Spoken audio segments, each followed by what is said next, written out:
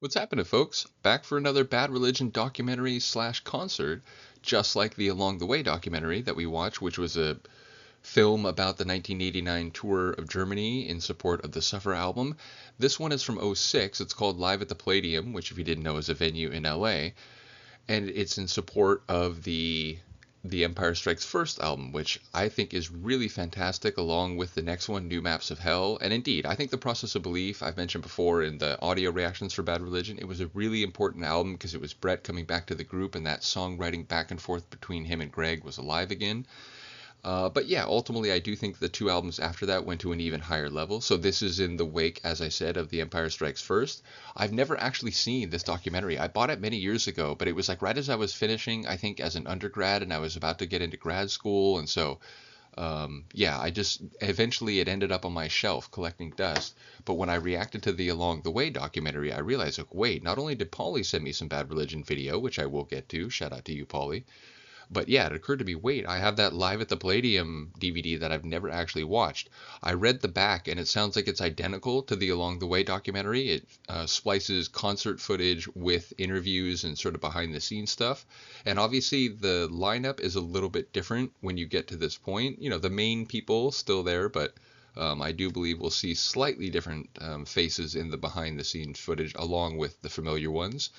In any case, let's watch this. This is Bad Religion Live at the Palladium from 2006. And I should mention, when I loaded this up and I heard the menu, it didn't seem crazy loud. I have both my computer volume and the player volume at 100. So if it's not quite loud enough or if the balance isn't great, I apologize. So we'll just have to try to make it work.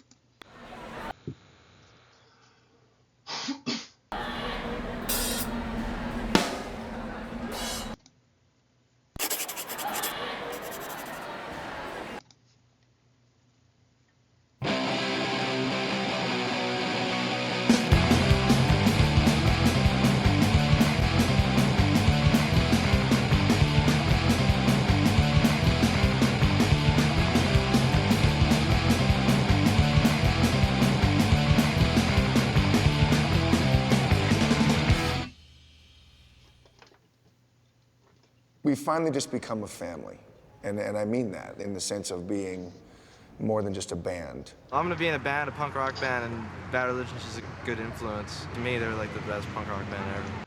Number one, I love hearing Bentley say that because people will know if you're a fan of the band. He and Brett had personal issues, which is part of why Brett was just like, I'm walking away from this. I'm going to focus on Epitaph in the 90s. And I believe he even made a song under a different name with some other musicians that was essentially taking a shot at Bentley.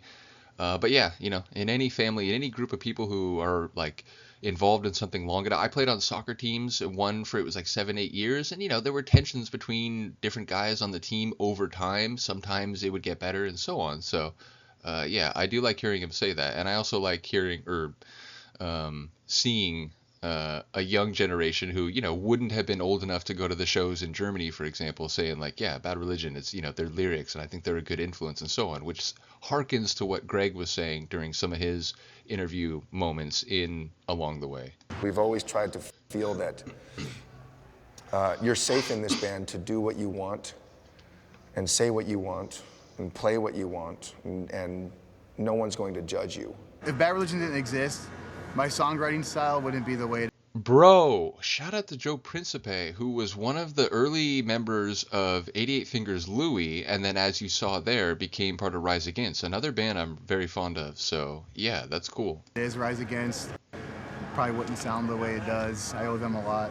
I grew up, 14, you see your first Bad Religion logo of the cross, you're like, oh, what's that? And you started getting involved, and then you get the first record, and then you realize that there's these words that you have no idea what they mean, and then you start looking it up and you research, and you're like, wow, that's what I've been trying to say all the time, and these guys... Like, literally, it's like, this is me, like, as a 13, 14-year-old, 15-year-old, when I started hearing their music, and I was like, holy crap, dude, like, I'm learning better vocabulary and more interestingly philosophical ideas listening to this band than I am in a lot of my classes, and, it just was crazy. So, yeah, already this is very cathartic. Guys are actually saying it gives you a little bit, and then you realize that there's these words that you have no idea what they mean, and then you start looking it up and you research and you're like, wow, that's what I've been trying to say all the time, and these guys are actually saying it. It gives you a little bit more of a grasp of reality when you want to express your ideas, that it's okay to go ahead because, you know, somebody else has been waving the flag for you a lot of times, and it just kind of breaks in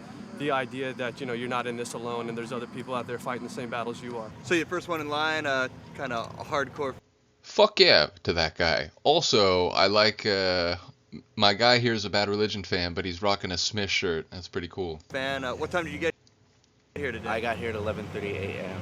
Lost my tooth in Bad Religion last year, and it's still gone. Ninth time seeing you guys tonight. Ninth fucking time. He's the ultimate Bad Religion lover. This band got me more interested in a lot of things in the world and how things go on, and just made me question a lot of the things I believe about the world, about myself, about religion, and all of this. So I definitely attribute this band to being the way I think a lot. I gotta get a new tooth, but Bad Religion is awesome. The juxtaposition of these particular fans is like really cleverly and funnily edited, but the people are talking about their impact. The guy, you know, the sort of longer haired guy in the parking lot, and then the guy there first in line for the show. That, like, again, it's like my experience.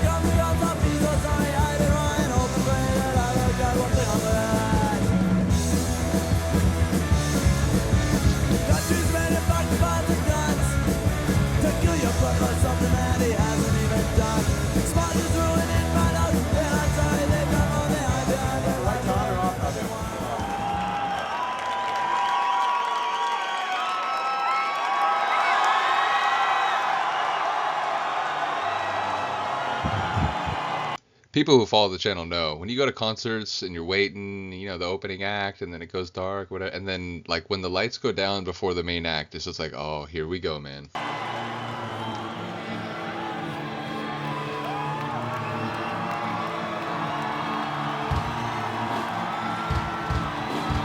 Greg is one of those guys, like, yeah, he's looked older as he gets older, and obviously here he's probably what, like 40s, maybe, like early 40s. But yeah, ultimately, he is one of those guys who, like, he ages without looking like he's aging all that much.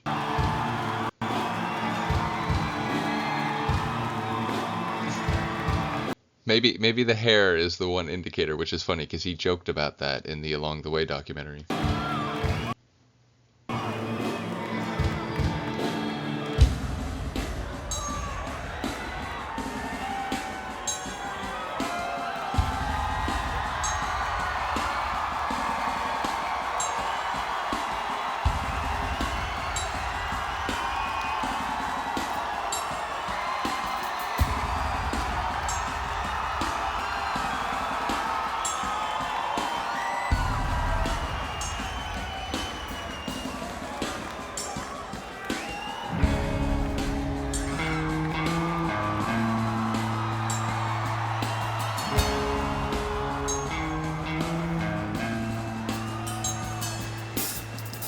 Sinister Rouge, a track off The Empire Strikes First, and a tune I did react to in audio form a long time ago, I think.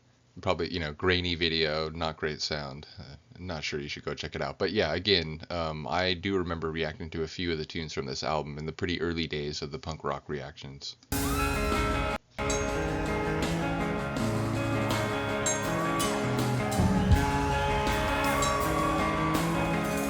I believe that was Brooks Wackerman, their drummer, for sort of a, you know, a phase, I think, starting in the early 2000s. But yeah, eventually, you know, he's no longer their drummer, but I do believe that's who that was.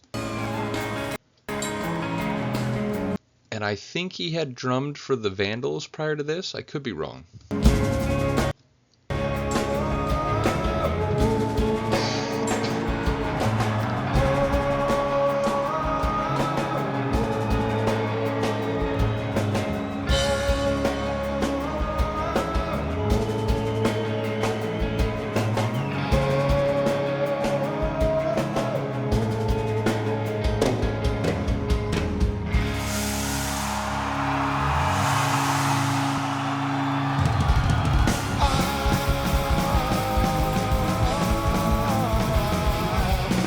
Oh, that's so great. So we're gonna get credits and the album that it's from when we see it. That's fantastic.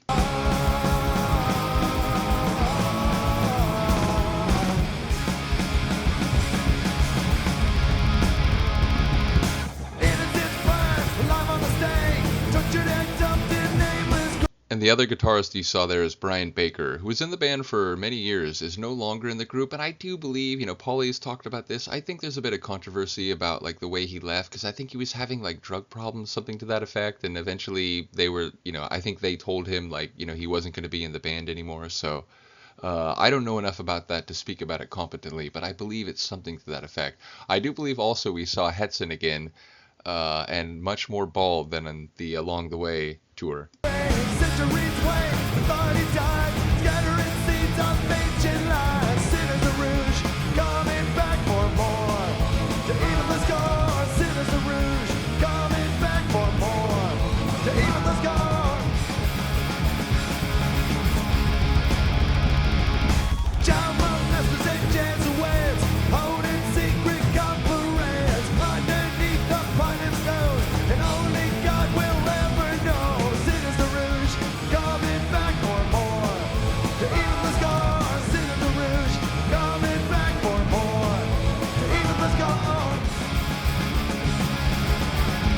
It's funny, like they're rocking out, but I was thinking about what Greg was saying about age, and he was what, nearly 20 years younger in that interview, and he's saying, oh, when you get older, you start to slow down and so on. I am noticing they're not quite as insane on stage so far anyway, as they were on the Along the Way, like Germany tour, where they were just, madmen.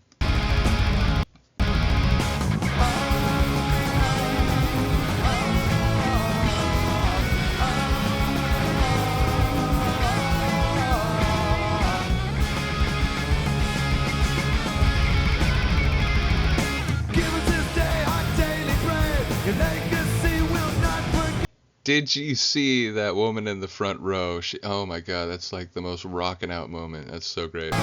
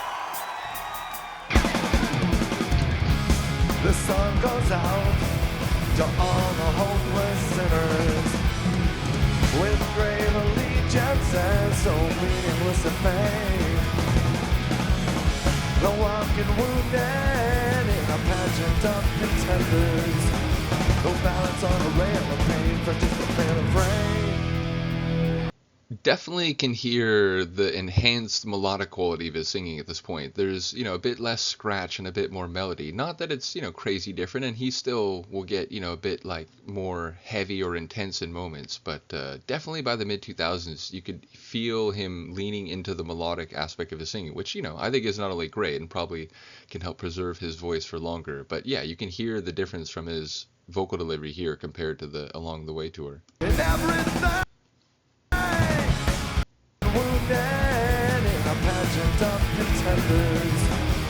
Balance on a rail of pain for just a fan of rain.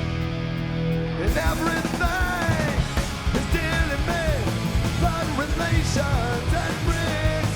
My expression, my confession. Add it up, extract the lesson. More than this, once again. I take it back, Greg Hetson. Like, Greg Hetson's still jumping around and rocking out.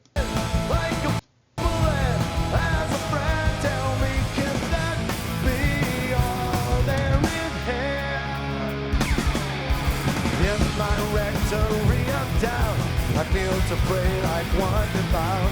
In time the great dreamless sleep of a useless modern God. He rose away in starry days. Wretched atoms with hell to pay. The phantom on a pail of rain for just a little rain. Again, can we just appreciate that moment? it's Bentley and Gurewitz, you know, singing together, like rocking out right next to you. It's so great. It's so brilliant. I love it. Was modern God. He rose away in starry days.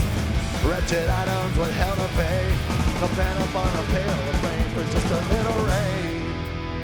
And everything is dealing me, but relations and friends. My expression, my confession, add it up, extract the lesson. More than this, once again, like a bullet as a friend. Tell me, can that be all there is?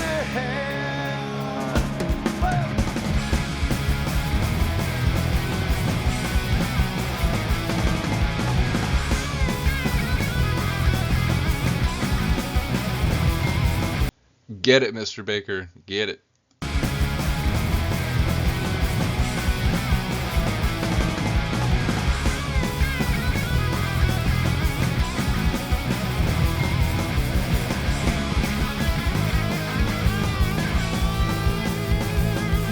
There's an endless disposition, and it doesn't mean a goddamn thing. There's space for a paper airplane race in the eye of a hurricane. And if pigs could fly, then surely so could I. But this pedestrian knows better than to even try. My ability is caught between the colors of a butterfly. And everything is dearly made, blood relations and friends. My expression, my confession, add it up, extract the lesson. More than this, once again, like a bullet, as a friend, tell me, can that be all there is? All there is. Still a bit of a scratch in his voice. When I first met the other guys in the band, it was at El Camino High School. We all went to the same high school. Well, there was a great friend of mine named Tom Clement who was also an outcast. He was one of the key figures in the evolution of Bad Religion because he was a very good friend with Brett Gurewitz. He introduced me to Jay and Greg. He said, hey, you guys should be in a band together. Because I played guitar and Greg sang, supposedly. We hadn't heard him yet. Brett and I met the first time when Brett borrowed his dad's station wagon to go to a Ramones concert. He drove us to the Hollywood Palladium, and he asked me, dude, are you ready for a nonstop bop? And I said, you're goddamn right. And then I guess history was made. I met Greg Graffin actually in junior high school. I didn't really become friends with him until we were at El Camino High School. We both showed up one day with spiky black hair, and he had a shirt that said Black Flag, and I had a shirt that said Virgin. What we had in common was that they were the only punk rockers in the school. So we kind of just stuck to each other like Velcro and said, yeah, I think we've got to stick together because we're going to get killed. Jay didn't play anything, but it was pretty much agreed that we could teach him bass.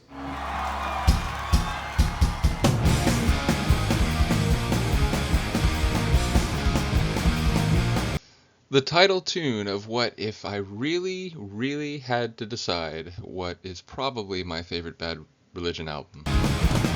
Control C to proliferate, but it's got in Belfast.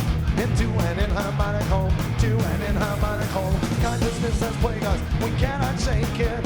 Though you think you're in control, though you think you're in control. When this apathy doesn't lie, our testament of our helplessness.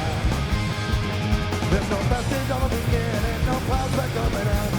When we all disintegrate, it will happen again, yeah.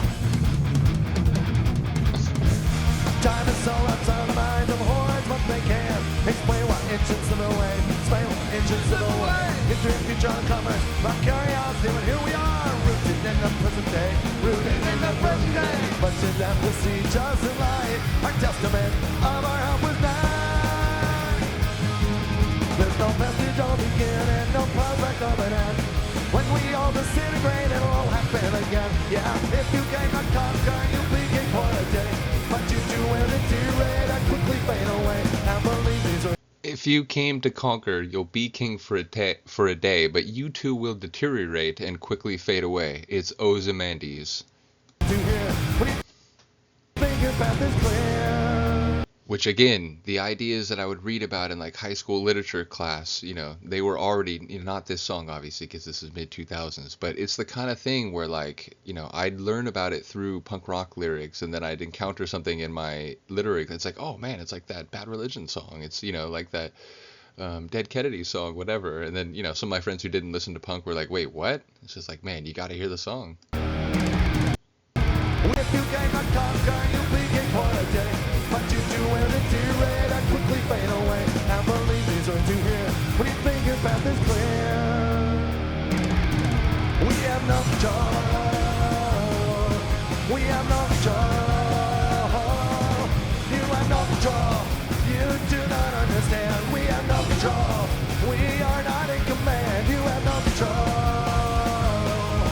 We have no control. No control, no control, you have no control.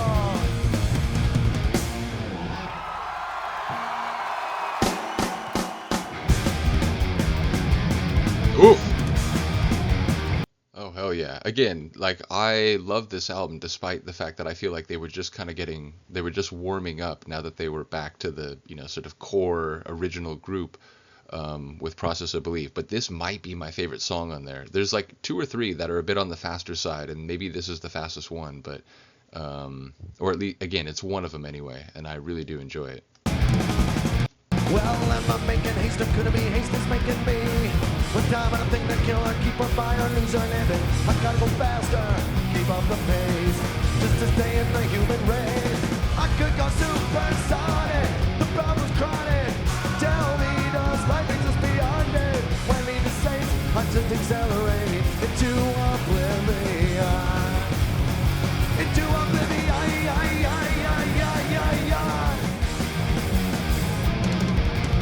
Well, here I go again, everything is alien. How does it feel to be a simple maze of cultural change? My deeds are senseless and rendered meaningless. When measured in advance, I could go supersonic, the problem's chronic. Tell me, does life exist beyond it? When I even say, I just accelerate into oblivion. I won't lie. There's my man. He got his spot right up front in the middle. It's exciting when I try to decide things. I just want to live decently, meaningfully. I'm in misery.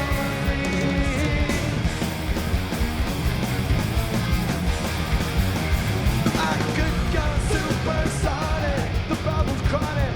Tell me, does life exist beyond it? When need to say, I just accelerate into oblivion. Into oblivion.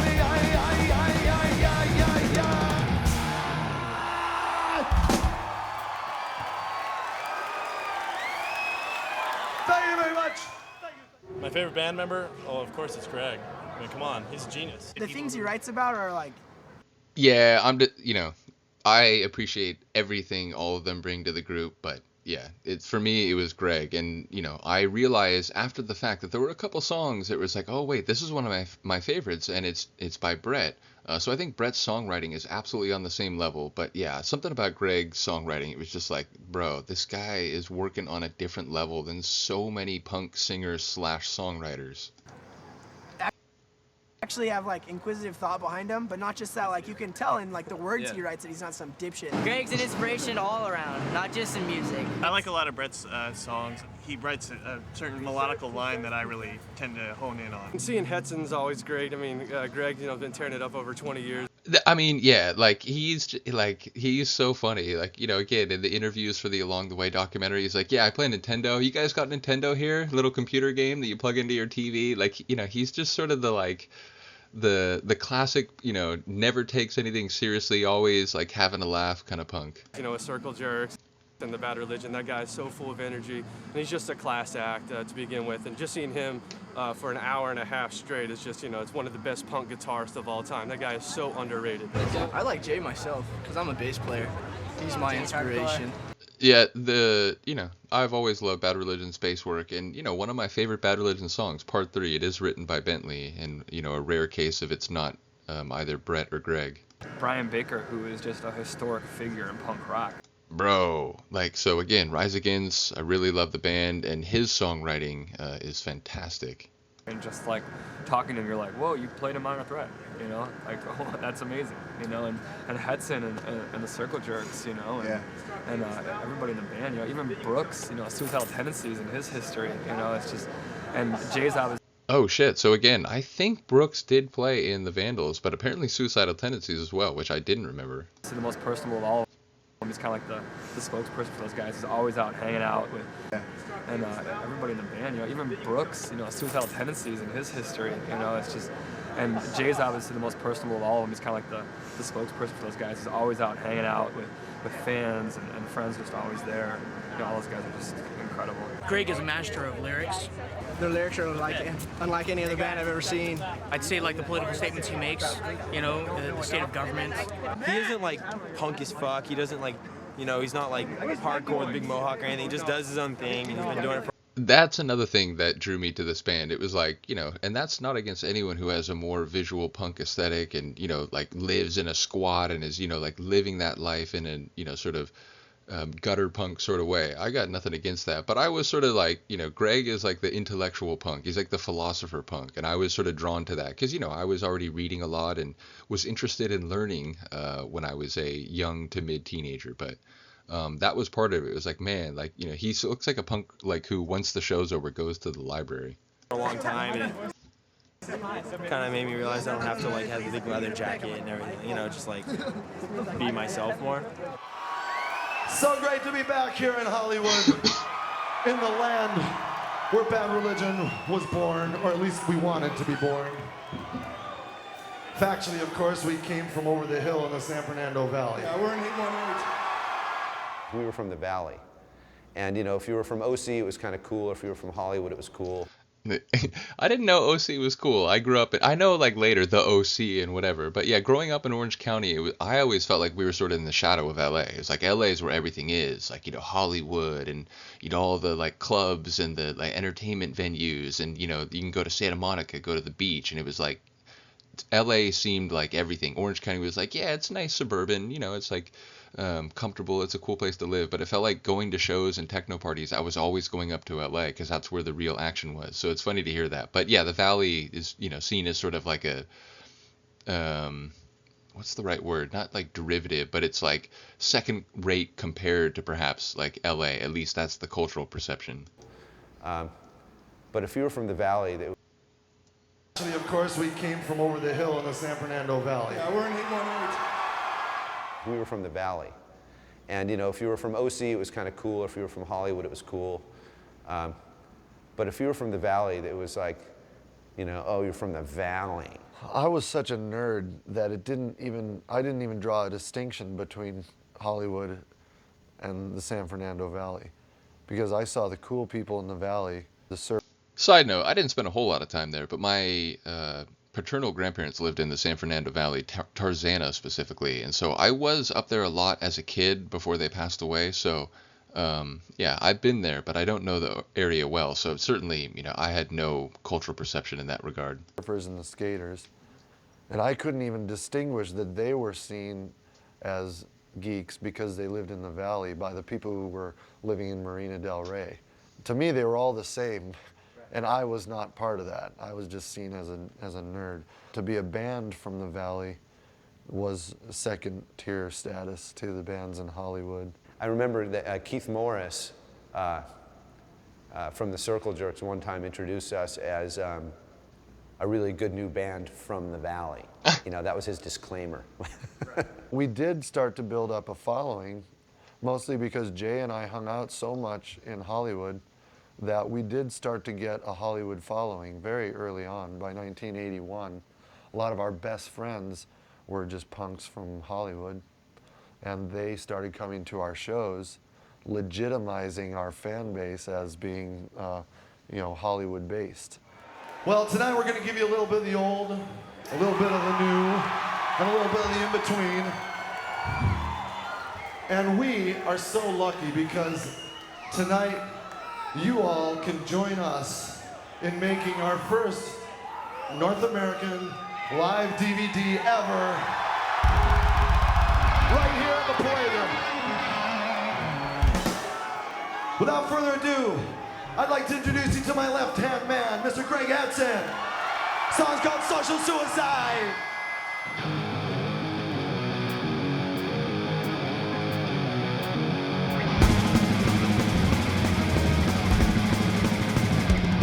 Right now, well, it's finally time to face my fears. Gonna get the hell out of here and create a pressure atmosphere. But the consequence is clear. There's a burn is set on high and the yearning undefined. But it's time to turn the tide. It's social suicide. Like you, perseverance is a useless tool. Just a patron on a ship of fools, feigning interest in the cast and crew. Shout out to Erasure with the Ship of Fools. Like you, perseverance is a useless tool. Just a patron on a ship of fools, feigning interest in the cast and crew. Why you punk at every single row? There's the burn is set on high and the yearning undefined. Now it's time to turn the tide. It's social suicide. Dude, the energy of that one woman in the front row is crazy. Like, it's just, she's like 110% the whole time. And the yearning undefined. Now it's time to turn the tide. It's social suicide.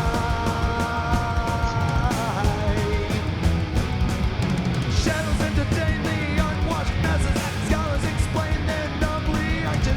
I don't even know if I can ever find truth, but I'm sure it won't come from following you. There's a burn is set on high and the yearning undefined. But it's time to turn the tide. It's social suicide.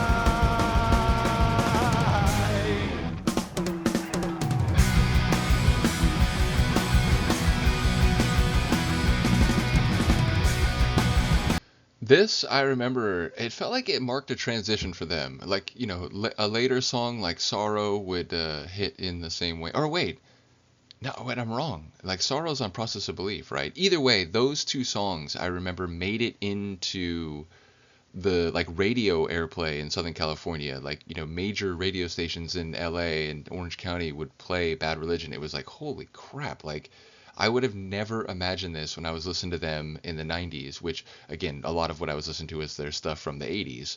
But yeah, ultimately, that is in no way like, like, oh man, they went like mainstream. It was just like, holy crap, like the mainstream is actually giving them some credit and saying, okay, wait, like, this punk band is actually, we can play their records on the air just because, they're working on a level that's different from a lot of other bands in that scene.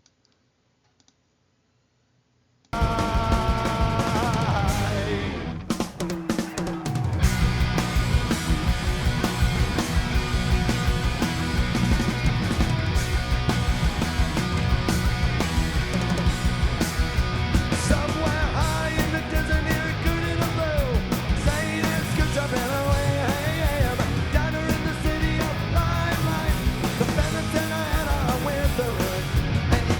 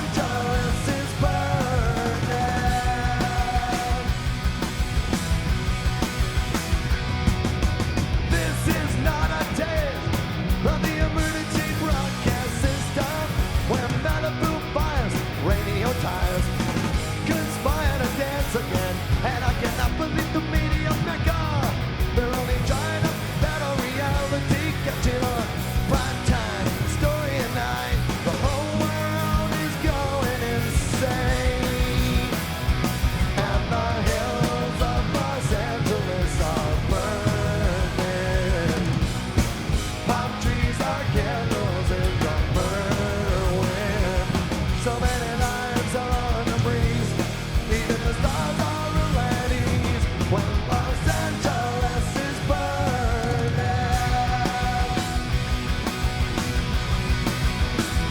a placard reads the end of days. Shotgun roundabouts are bending in the haze. More a question than a curse. How could hell be any worse? The flames are stunning. The camera's running. You know, I think a lot of us appreciated the reference to one of their most famous, or, you know, one of their earliest phases in a track many years later. So take warning.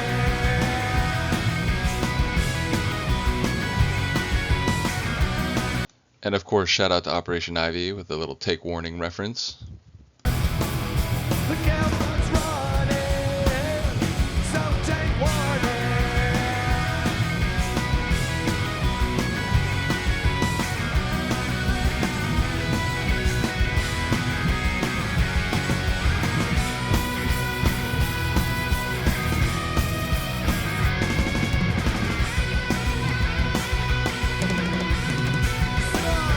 When the hills of Los Angeles are burning, palm trees are candles in the murder wind. So many lives are on a breeze, even the stars are at ease, and Los Angeles is burning. It's burning down.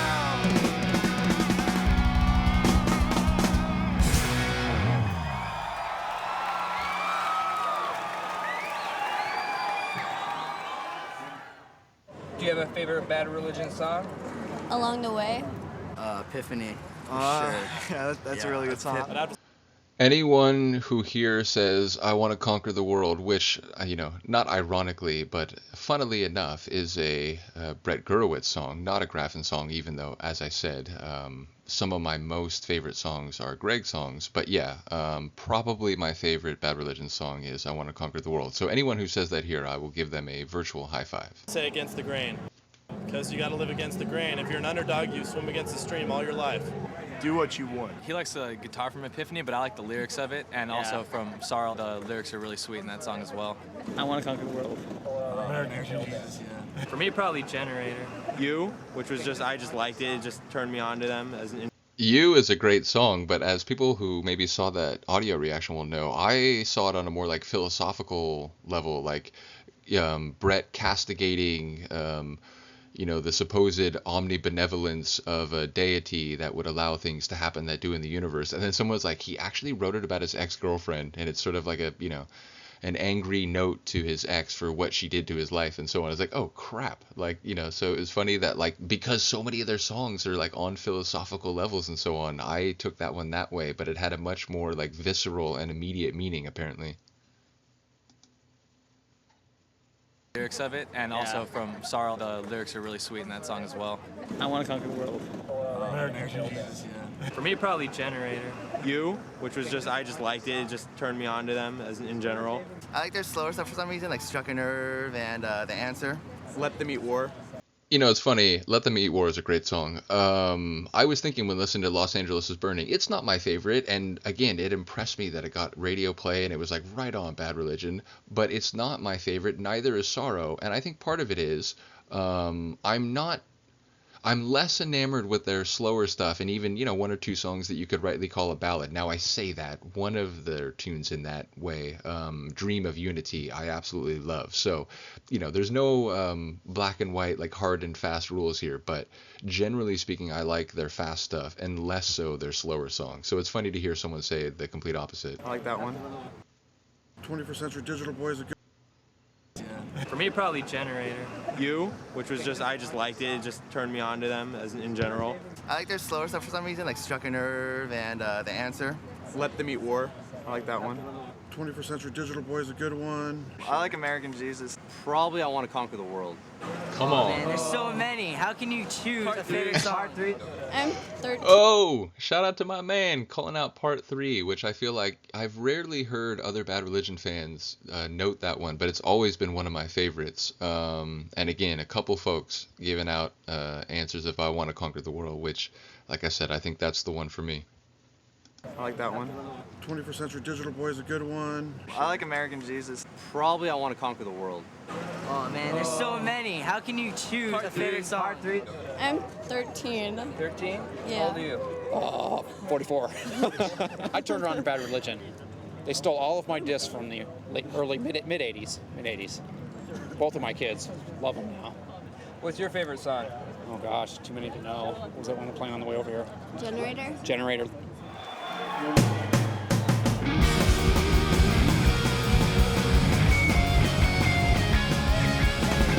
And that's the cover, as you can see visually, for Against the Grain, the album after No Control and 2 after Suffer. And I've mentioned before, those 3 albums for me are the absolute peak golden period of Bad Religion.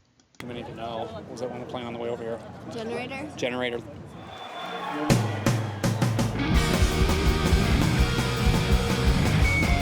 And I'm really sorry to pause it again, but I was just thinking, like, pretty cool if your dad takes you to a Bad Religion show when you're 13. That was, my experience was different, finding them through, just starting to get into Propagandhi and some other punk bands. But yeah, my dad never took me to a punk show.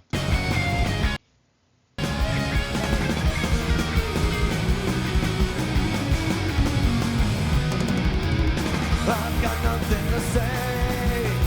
I've got nothing to do.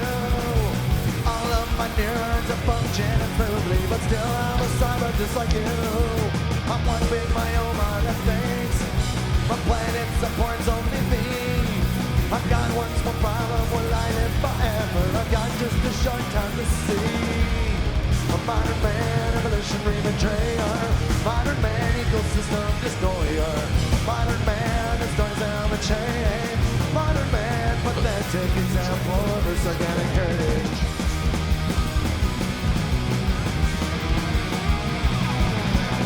But when I look back and think, when I ponder and ask why, I see my incentives met with careless abandon, consuming eternal supply.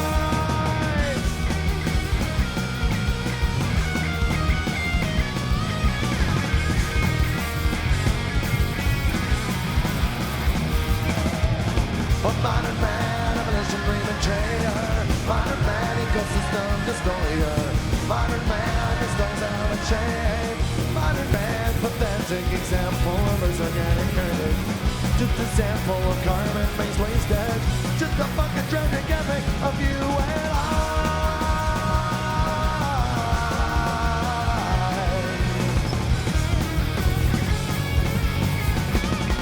Modern man. Get it. Again, the stuff from those 3 albums in particular, I can't, because it's still awesome in the moment. It still sounds awesome, almost 20 years after they wrote it and first started playing it. But it's also very nostalgic. So yeah, give me one moment. Just got to refresh my tea. Okay.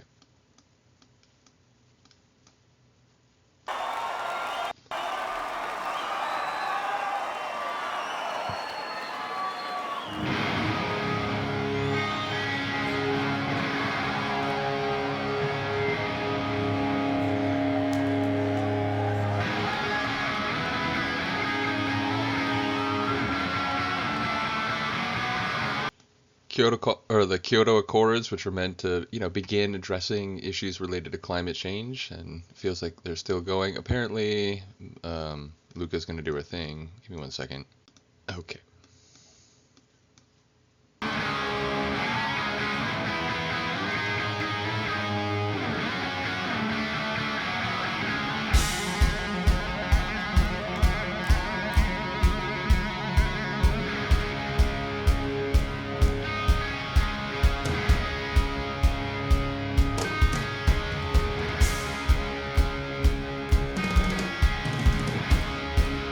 Kyoto now.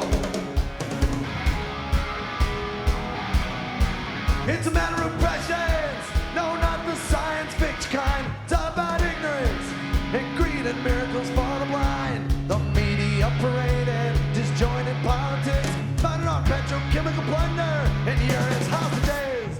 Instead of reason, we're in the game. The rules may be elusive, but our pieces are the same. And you know one more down, we all go down as well. The balance is precarious, as anyone can tell. This world's going to hell. Don't allow this mythological momentum to exact its pride. Go on now, we can't do nothing and think someone else will make it right.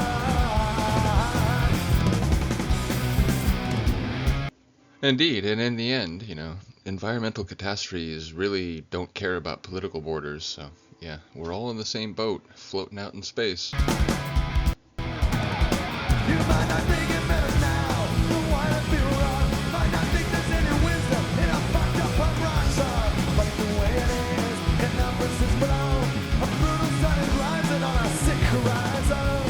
It's in the way we live our lives, exactly like the double edge of a cool million eyes. And supremacy weighs heavy on the day. It's never really what you own, it's what you threw away. And how much did you pay? Don't allow this mythological momentum to exact its pride.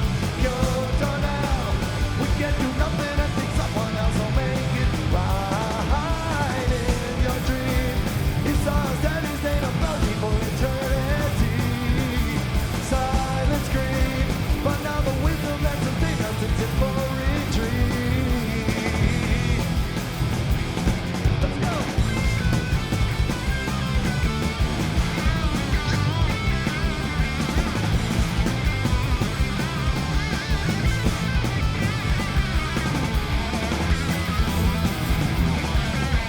Don't allow this mythological momentum isn't worth the risk. Go on now, we can't have vision for the future if it can't be fixed. And I'm so sorry, my cat is just gonna make this so difficult. Give me one moment. Okay, apologies once again. we need a fresh and new religion to run our lives hand in hand. The air and timer of an engine will be our divide. Oh, go down now.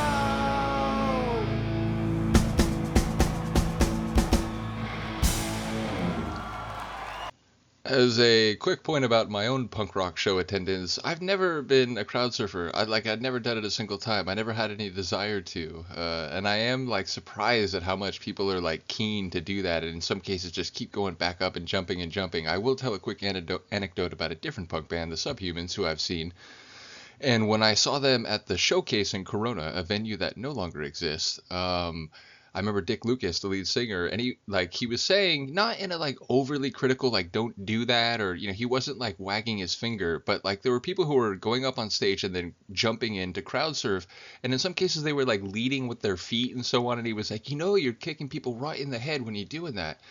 And he was just trying to say hey, be a little more considerate when you guys are doing that. But yeah, some people just go up there, jump off, and it's they might be falling with their elbow and whatever. It's are the people standing there, are they obligated to just endure barrages of human bodies? But yeah, so I've never been a crowd surfer, and I gotta say maybe some crowds are more ethical than others, but women who crowd surf, I feel I've been to shows where I've seen people just grab women, it's I don't know, I feel it feels like a dangerous prospect, though again, hopefully there are some audiences that are perhaps not as unsavory, but yeah, I've seen stuff like that happen at shows, unfortunately. All right.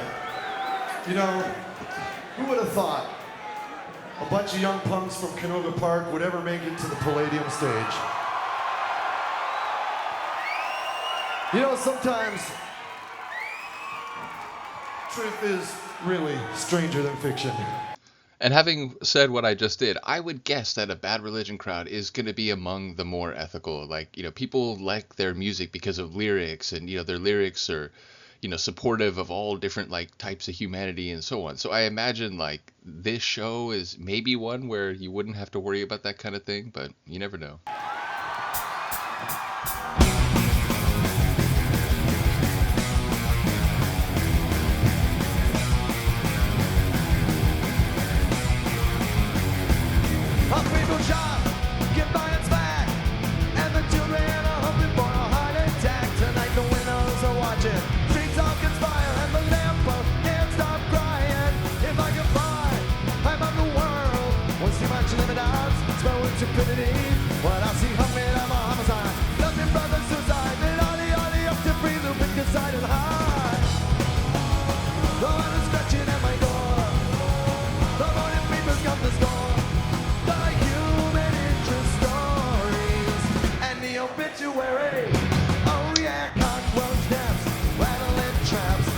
You do love those moments where, in the studio recording, it's sort of a dead pause and just a single vocal. And when that kind of moment plays at a concert, you hear the masses of the fans singing that moment.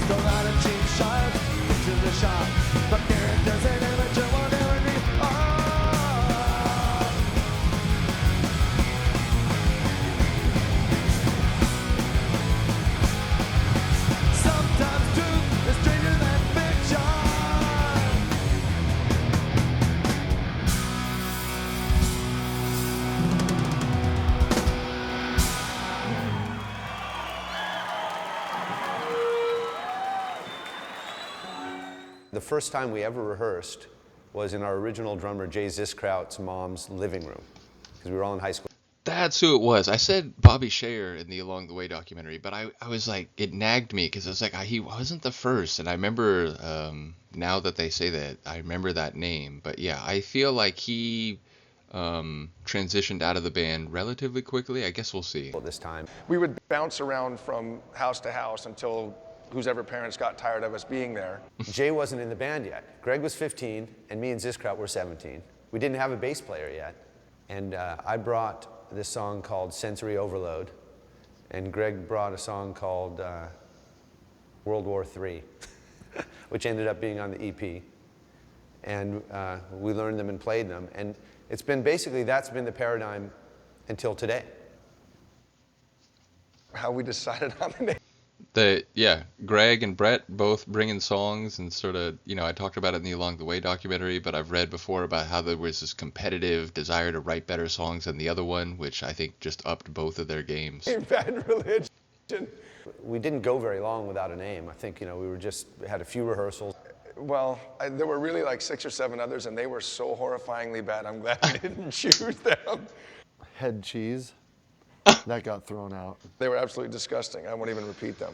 You forget. Oh my God.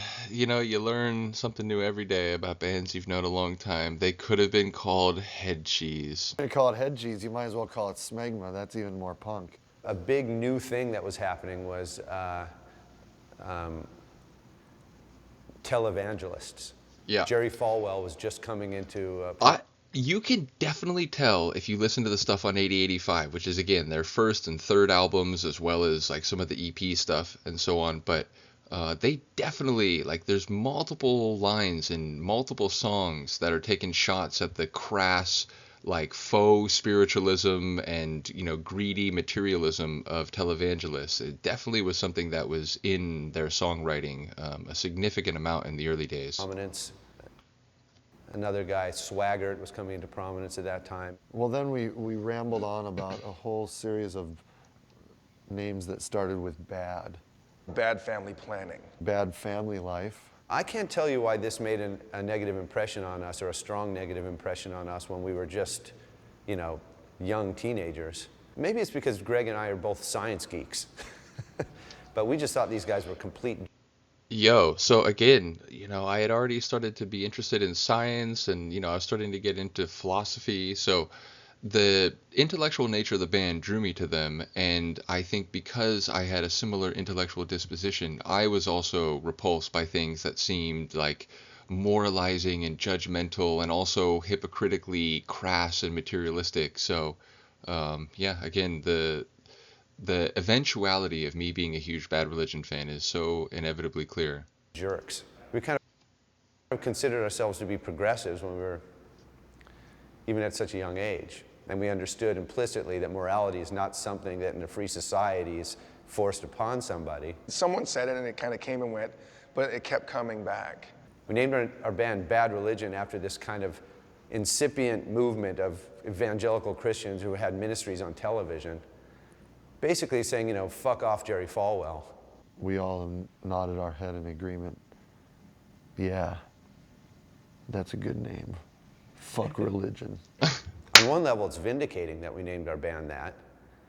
I love Greg doing an impression of his teenage self. I like how he sort of goes into like character when he does those moments. But it's also really kind of frightening to look at the implications. It literally was just two words put together that came to a meaning much later. And now here we are, 20-something years later, and it turns out that the thing we were railing against as little baby kids was the seeds of this conservative right-wing groundswell that ended up in preemptive war and George Bush being reelected behind an illegal war on foreign soil. It felt like it was offensive enough to mean something, and that worked. This is really going to piss our parents off. It means as much or more to me today than it did when we named the group.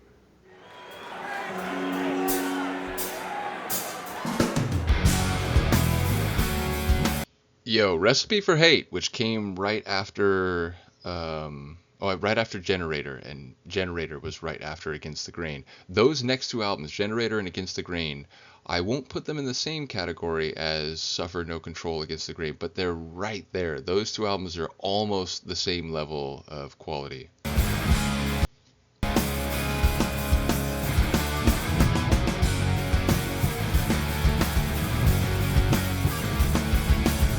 There's an old man on a city bus holding a candy cane, and it isn't even Christmas. He seems to know that the obituary that his last friend has died. There's an infant clinging to his overweight mother in the cold. They go to shop for cigarettes, and she spent her last dollar on a bottle of vodka for tonight. And I guess it struck a nerve, like I had this with my eyes. You could never get out of line of sight, like a barren winter day, or a patch of unburned green, like a tragic real dream. I guess it struck a nerve.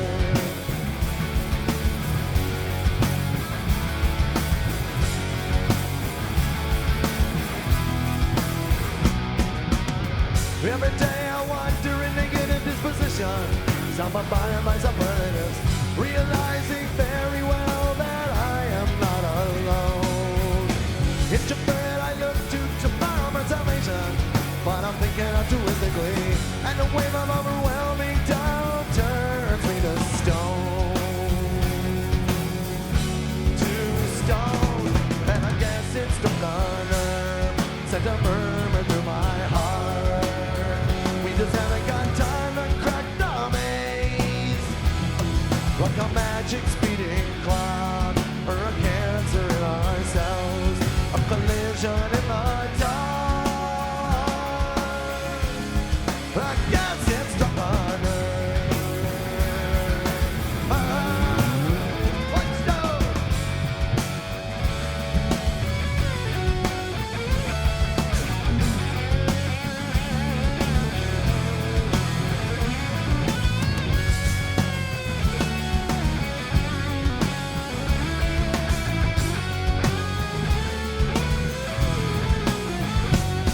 I try to close my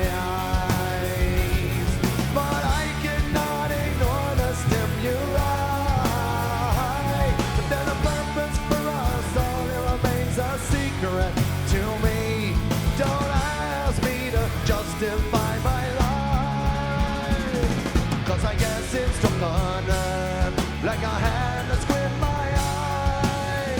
You can never get out of line of sight like a magic speeding clock.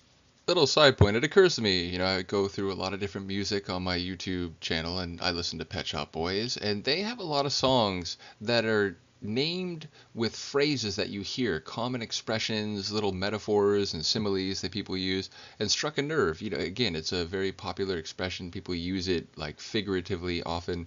So this song has that quality where it's like, it makes me think of the Bad Religion song, but it's obviously a phrase that has, you know, more general applications. Cancer in our cells, a collision in our dark. I guess it's stuck on earth.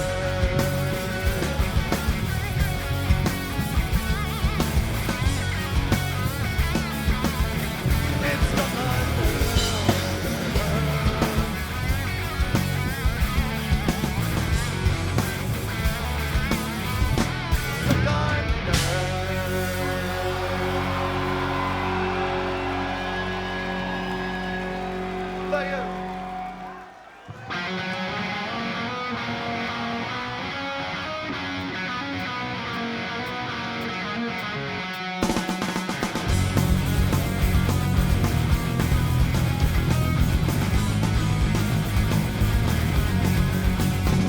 There's a puppet on a mountain and he's making up dinner with both a vision and a riding crop.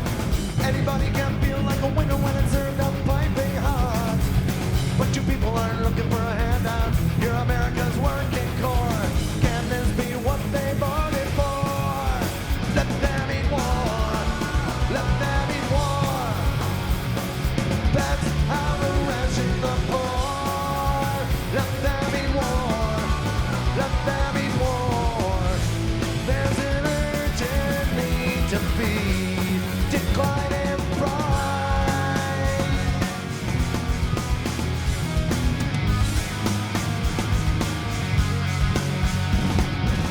From the bus to the union shop, the war economy is making new jobs. But the people who benefit most are breaking bread with that benevolent host. He never stole from the rich to give to the poor. All he ever gave to them was a war and a foreign enemy to deplore. Let them eat war. Let them eat war. That's how to ration the poor. Let them eat war. Let them eat war. There's an urgent need to feed, decline in pride.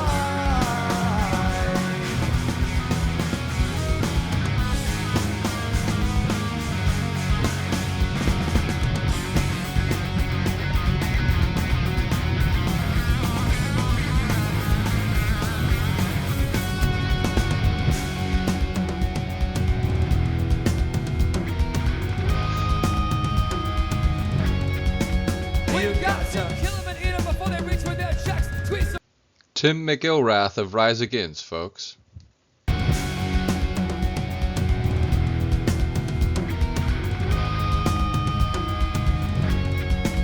You got to kill them and eat them before they reach for their checks. Squeeze some blue cows, make them bleed from their necks. Seize a few dollars from the people who sweat. There's freedom and debt, and they won't question it. From the jobs like the bosses, godlike condition. Workhorses park at a stoplight. Season vest with their feet in nets. The stones throw away from a rock fight. But not the 9 feet of death. Coming on the ration. They're the finest in the nation. When there's nothing left to feed them with, it's freedom or it's death. Let them eat war. Let them eat war. That's how to ration the poor. Let them eat war. Let them eat war.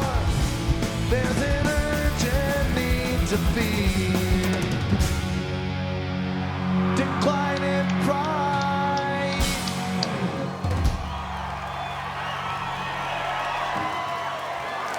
Tim for Tim from Rise Against.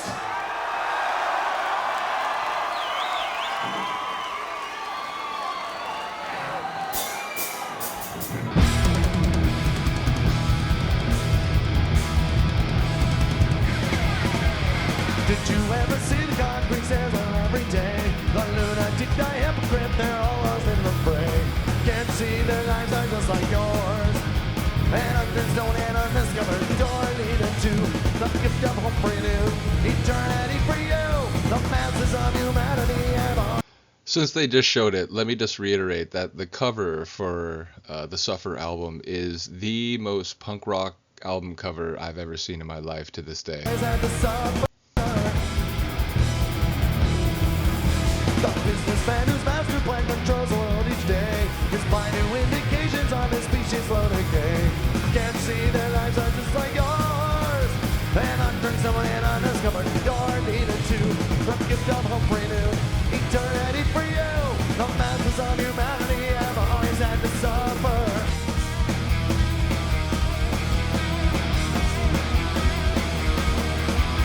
People blow their minds, they choose to resign. This deformed society is part of our design. They'll never go away, it's in the cards that way. The masses of humanity have always had to suffer.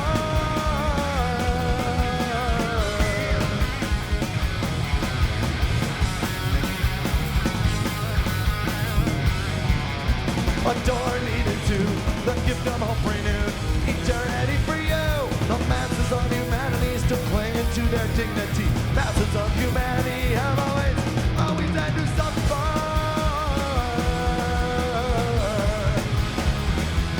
Always had to suffer.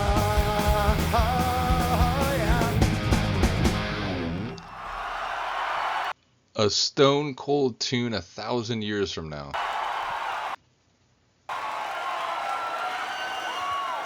Thank you.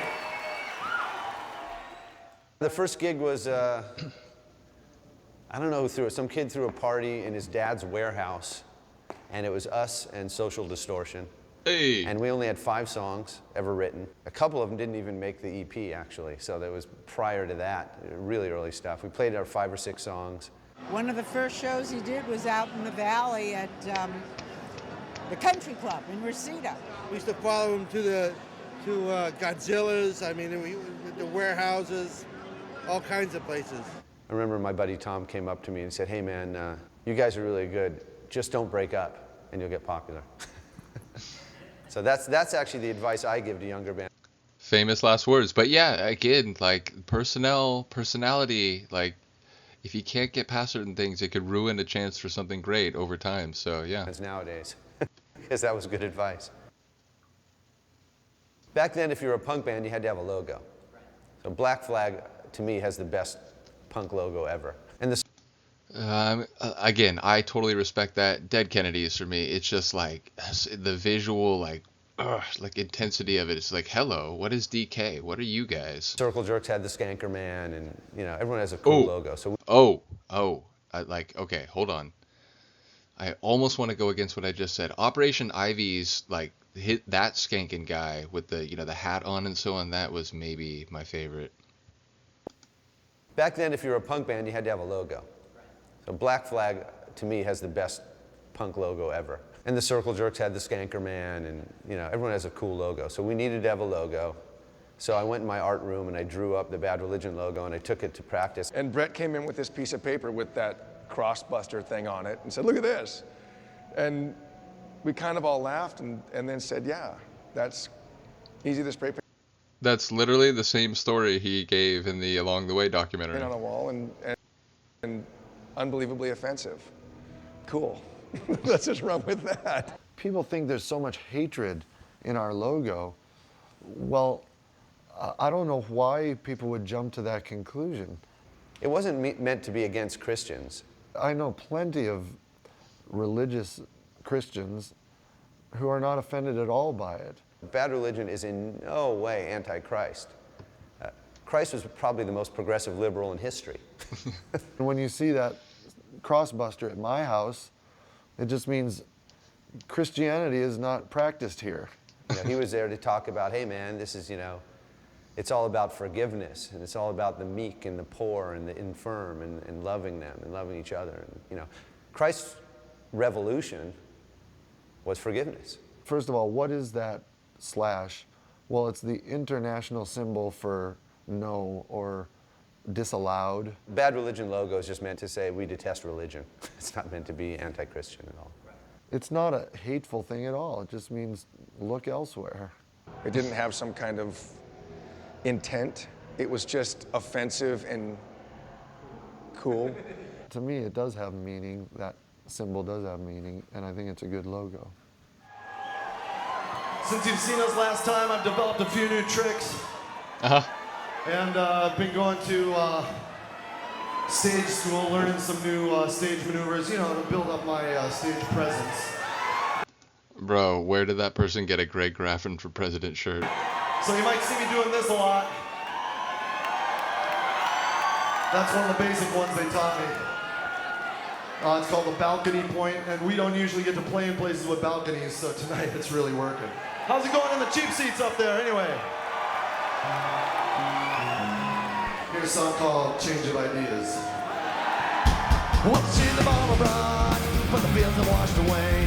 And the bouncing now stand when the comments are laid. And the time will see ahead when the spreads are overused. But we don't want to admit what it is we have to lose. Millennia are coming, the modern age is here. It sanctifies the future, but renders us with fear. So many theories, so many prophecies. What we do need is a change of ideas. When we are scared, we can hide in our reveries. But what we need is a change of ideas. This is another one. It's like, you know, reading the lyrics as a, 14, 15-year-old, it was just like, oh my God, like this band, man, is like, I told you this album is probably my favorite overall, and it's just several of the songs on it, most notably I Want to Conquer the World, but it just spoke to my emerging worldview so clearly. Change of ideas, change of ideas. What we need now is a change of ideas.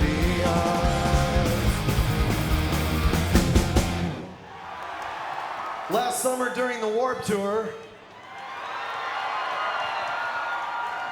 I did a lot of field work on American culture, and I learned that there was a new force in the universe that I had not hitherto henceforth known about.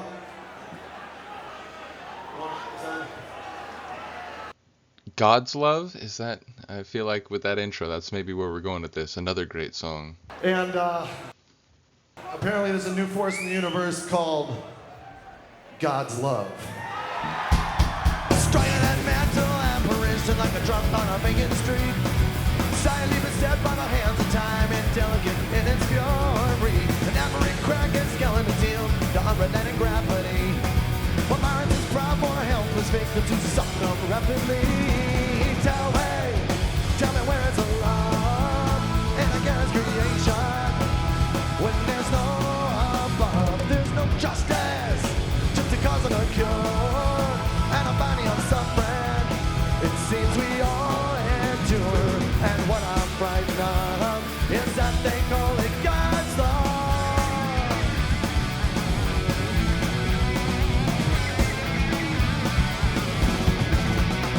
Well, twisted torment, make believe there's a truth that we all submit.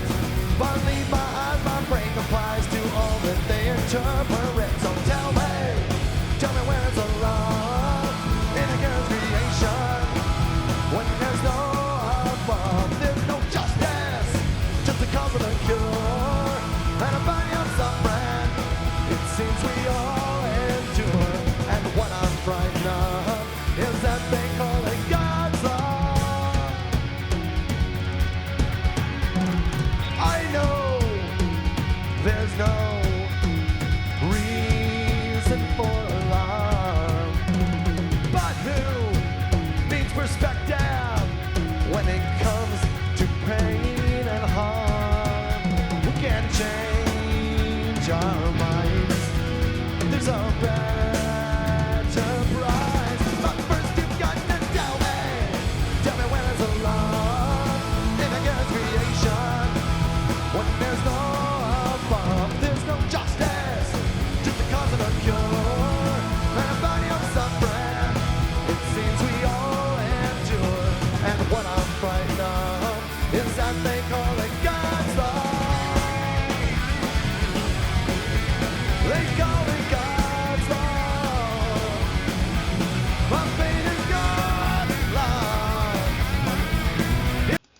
little of the scratchy voice graphing coming through.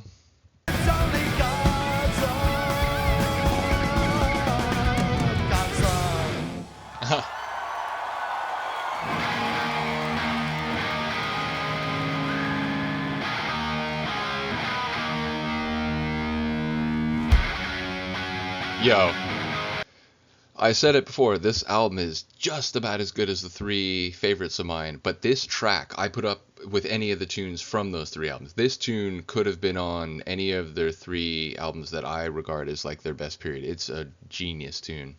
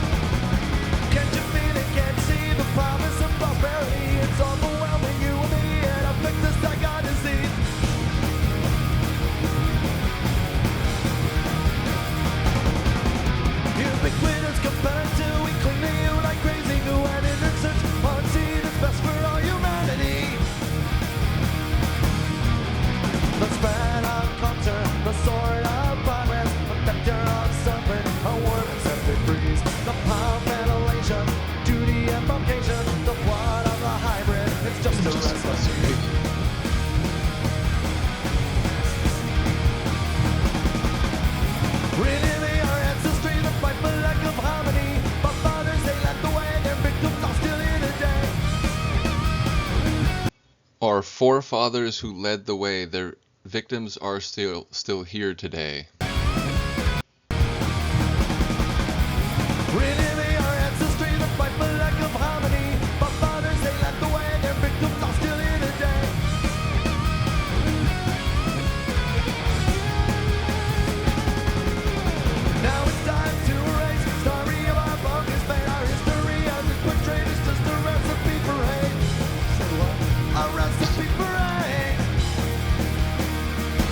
Say what, yo? Hit me with that again.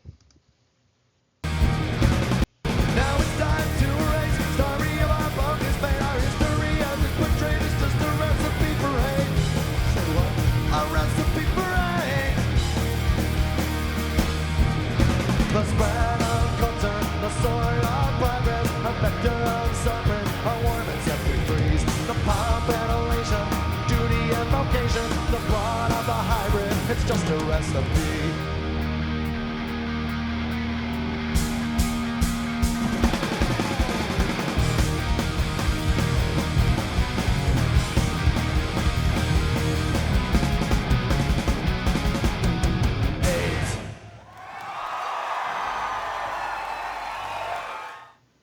The first introduction to punk rock to me was in January of 1977.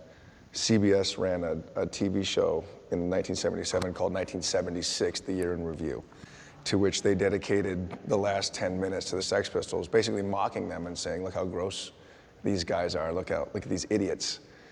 And I was sold. I just went in hook, line, and sinker and said, that's for me, I'm gone, bye. I knew probably from about 9 years old I wanted to be a singer. Punk wasn't around when I was 9. I think what got me into punk rock and inspired to be in a band was when I first started playing guitar, there was the bands that were popular were like Kiss and Aerosmith and Queen, and there's these huge stage productions, larger-than-life images, and I could not relate. I never thought I could be that. You know, when your hero is Keith Emerson, you might as well just quit because you can never be a virtuoso like that, you know. But then you hear Johnny Ramone, and you think, wow, you know, I can do that. When I heard punk rock, it was the most heavy guitar-oriented rock I've ever heard, and it seemed accessible. Like, yeah, I could do that. It breaks down the barrier between the star and the fan. You know, it's the great leveler. Got me excited about the whole new genre of punk rock back then. By the time I was 15, Rodney on the Rock had become my main focus every Sunday night at midnight, I think, or 10 o'clock. And those bands were so inspiring to me that, you know, I really felt like I was a part of something here in LA, even though I was too young to go hang out in Hollywood. There's another element, of course, that's just as important as the musical side, and that is the feeling like I just did not belong. The feeling that I was a complete outcast in Southern California culture. I'm not sure why I wanted to be a punk rocker, but I always felt See, one or two of their songs, from the early phase, where Southern California is addressed specifically. like I didn't belong, and punk rock kind of gave a voice to that for me. And I was a real geek. I probably still am, but back. And it's interesting. Again, my introduction to punk rock was I went up to Canada to be in a week-long live-in ice hockey camp because I was pretty good at ice hockey, and my parents were like, "All right, so I guess if you're going to be playing this and you have a sort of aptitude, then we'll send you to some camp where you can train to get even better or whatever." And when I was up there, there was this kid from Montreal, didn't speak any English, and he had the cassette tape copy of Propagandi's first album, How to Clean Everything. I've talked about it before. It literally changed my life. We listened to it multiple times in the locker room over the course of the week I was there. I went home, tried to find it. It took me like a year and a half or something, but I eventually found it. And yeah, that led me to many other punk bands. And Bad Religion was one of the first ones I found after that, along with Subhumans, Dead Kennedys, and so on. But yeah, ultimately, I never felt like an outsider. I mean, don't get me wrong, my experiences in school were, I think, like most people's, mixed, and depending on, when you're talking. By the time I got to high school, I had just become, I don't know, sort of a more confident person. I felt like I navigated that world perhaps better or easier than a lot of other people do. So it was never so much that I felt like an outsider, but the reason I got into it is because it felt like this is cool. This is not music where it's just music for music's sake. A lot of these bands are they talk about important ideas and so on. Now, don't get me wrong, as a fan of classical music and synth pop and other more popular forms, it wasn't a critique of other types of music, but I was like, I want to be a part of this, but it wasn't because I felt like an outcast or someone who was looked down upon. It was more just like, of the music I found, this is some of the coolest stuff ever. Back then, man, I was a real nerdo. People in my junior high school were getting laid, smoking weed. I mean, they just looked at me in disgust. So it was partly the feeling of being a complete outcast. I went to a high school in 1980 where the coolest kids were punk rockers. So I wanted to fit in. So I joined a team of outcasts. The formative years, your best friends discover this kind of music. And I guess I'd been at summer camp or something and came in late. Everybody's hair was funny. So I want a piece of that, I said. So I got some.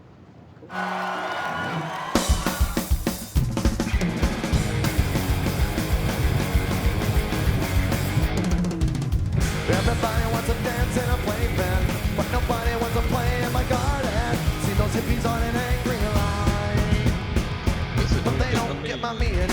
I'm enchanted by the birdies and blossoms. I'm enamored by your lovers on the weekend. I like the 4th of July, when bombs start flashing. And I wish I had a shiny red top. People with a big brass bell would cheer me up. Or maybe something bigger that could really go pop. Then I can make the garden stop. Come out to play.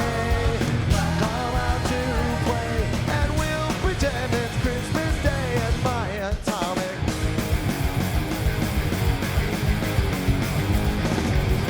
All my scientists are working on a deadline. So my psychologist is working day and night time. Thinks he knows what's best for me, but they don't know what to do with. And I'm glad I'm not Gorbachev, cause I work all night, a jelly and a pot. At least he's not a goddess with a burn of blood and a fight that will never stop. Come out to play. Come out to play. And we'll pretend it's Christmas Day at my atomic.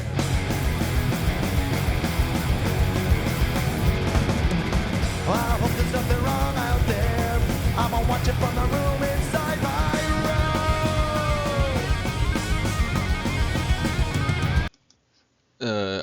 That line I always remembered. But yeah, a room inside your room, your mind, your brain, the idea of, everything is filtered through multiple levels of reality.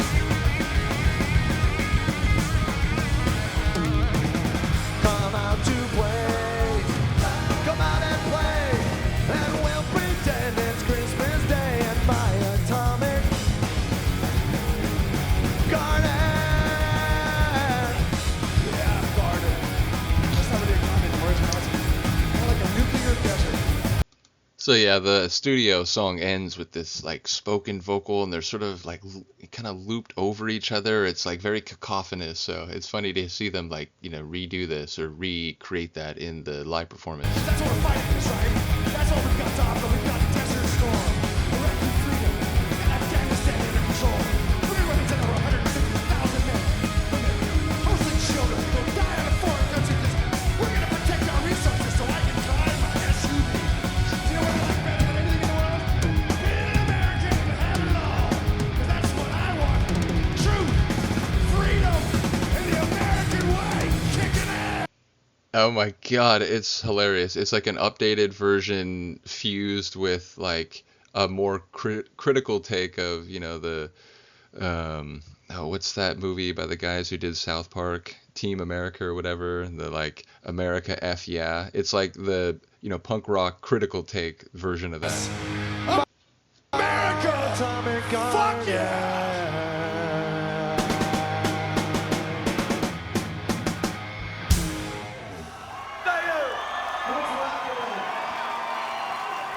Let's hear for Brooks on drums for that song.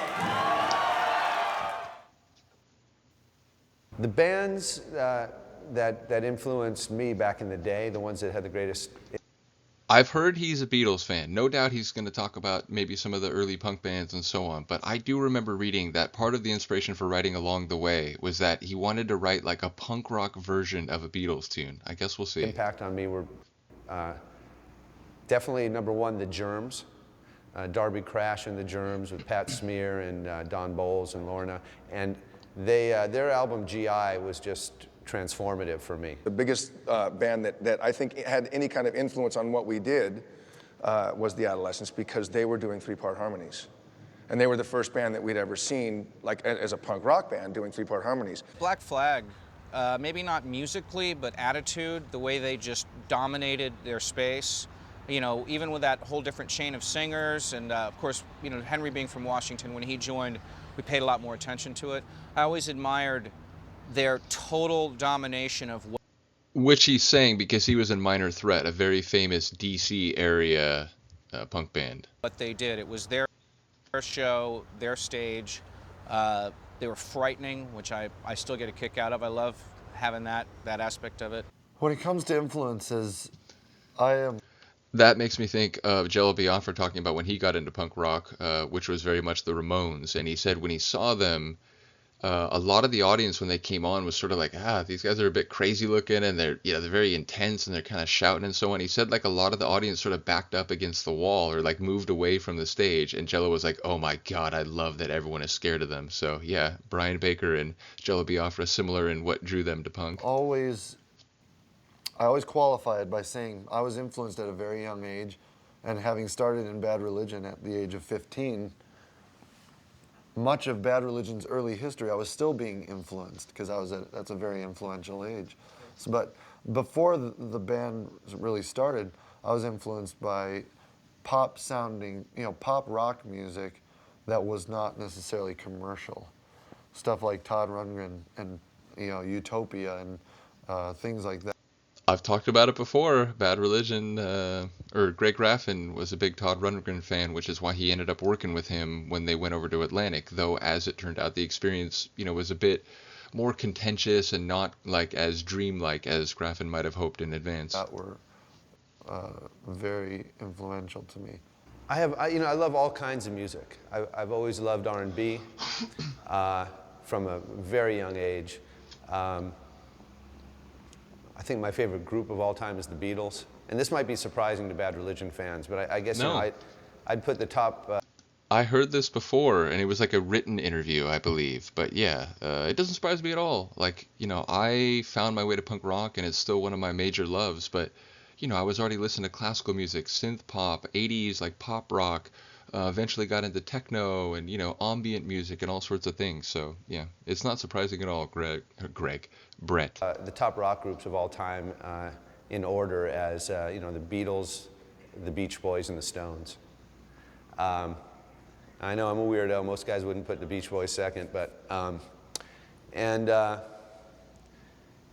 still stand by that today. And I know there's not a punk band in the top 3, but that's how it is for me. The greatest musical love for me is still Elvis Costello. I think that the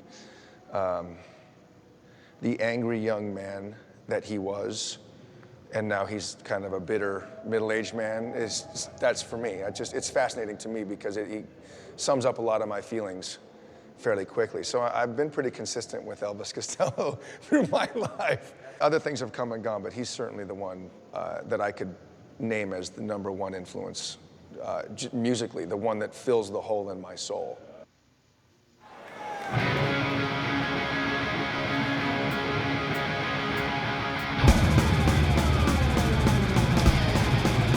Anyone who ever played the game, which, I don't know, maybe it was on different consoles and platforms, probably was on PC at some point, but when most people played it, it was on the Sega Dreamcast. Crazy Taxi will know that 10 in 2010 was used, and it refers to I think, Jacques Cousteau prediction. I don't know if it was Jacques Cousteau.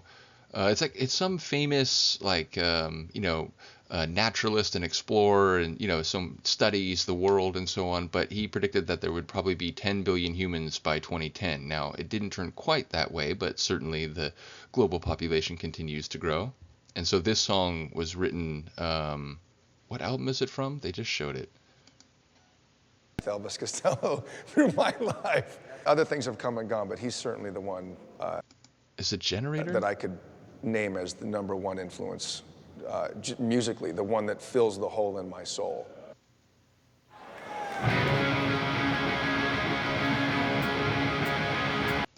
Oh no, it's The Gray Race. What am I saying? Yeah, and that's, I believe, 96.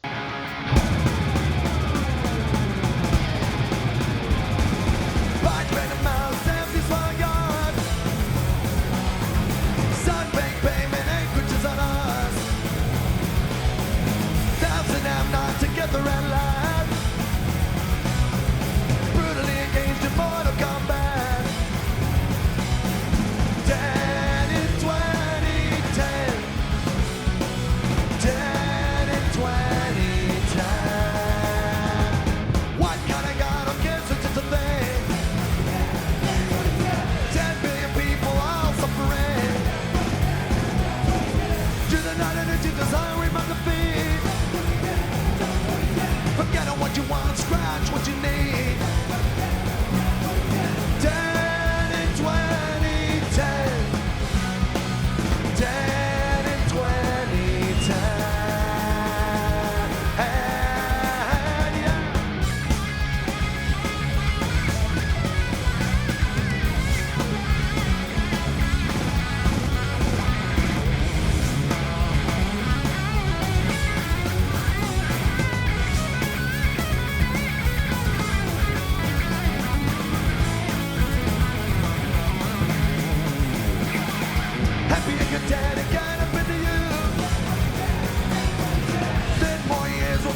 Solution. It just won't appear one day. But 10 in 2010, we're well on our way. 10 in 2010, 10 in 2010. Like pigs in ear dies, I heard that just today. 10 billion people coming your way. 10 in 2010.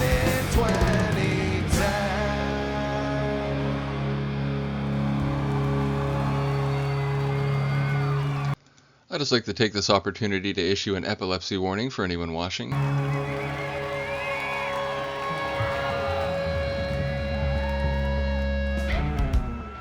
We'd like to do a number now that's dedicated to our favorite people in the world. And I'm talking about a song called You.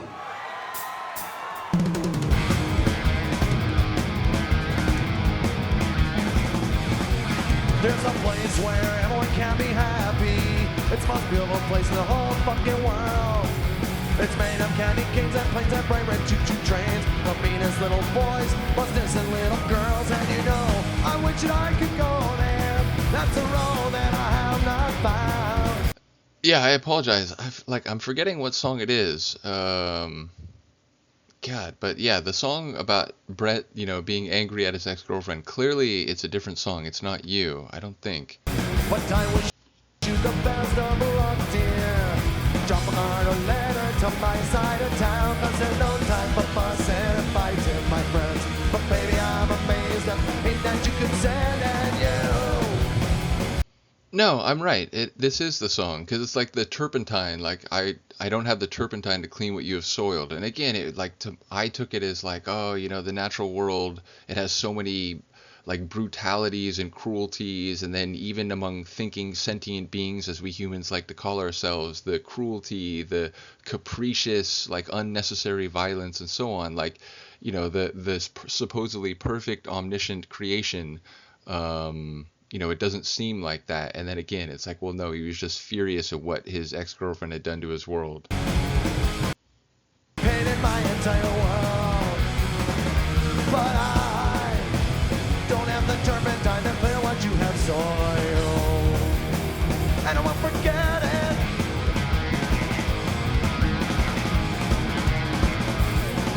There's a place where everyone can be right, even though you're made a time to be opposed. Admitted squares, no qualifications. That's where everyone has been and where everybody goes. So please try not to be impatient. How we all hate standing in line.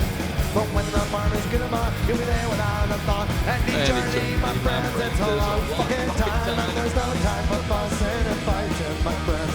But baby, I'm amazed that you could send and you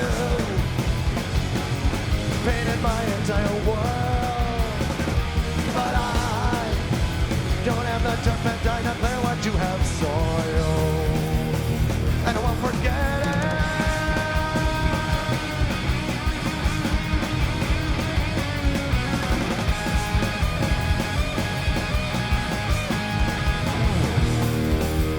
Let's go, Mr. Hetson.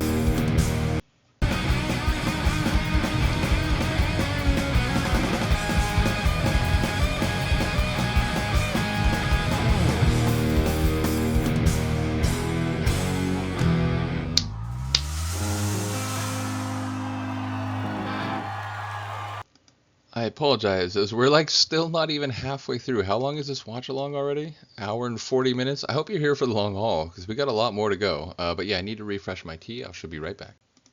Okay, I'm going to be fully honest with you folks. I not only refreshed my tea, but I ate a quick meal, so now I am refreshed and ready to go for the second half of the film.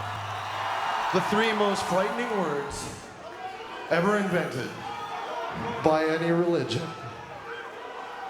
Come join us. So you say you gotta know why the world goes around, and you can't find the truth in the things you found, and you're scared shitless cause evil abounds. Come join us. I can tell you I never found a way to fit in, full of battered red people with us hammer the tap. Family to kid you and call brethren, come join us.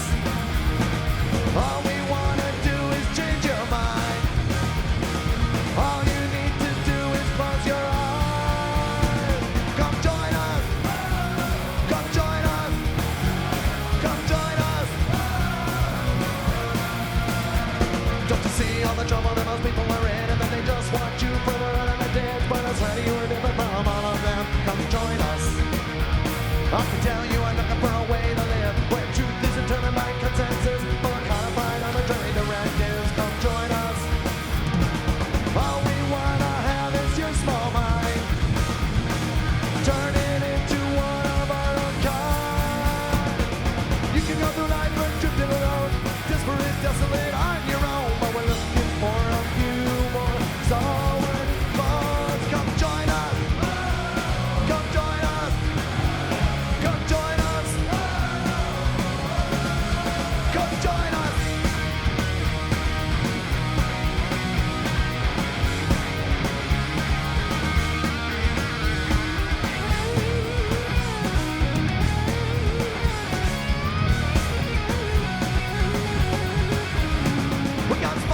conviction that's a vehement brew. The world hates us while we hate them too. But you're exempted, of course, if you come join us. Independence of intent, revolutionary, intellectual brainstorm scholarly. If you're not one of them, you're a society. So come join us. Come join us. Come join us. Come join us. Come join us. And I've said it before in my audio reactions, but the Grey Race album, of all the ones on Atlantic, I do think it's the best. And that song, among a few others, Parallel, for example, I think are like really fantastic tunes.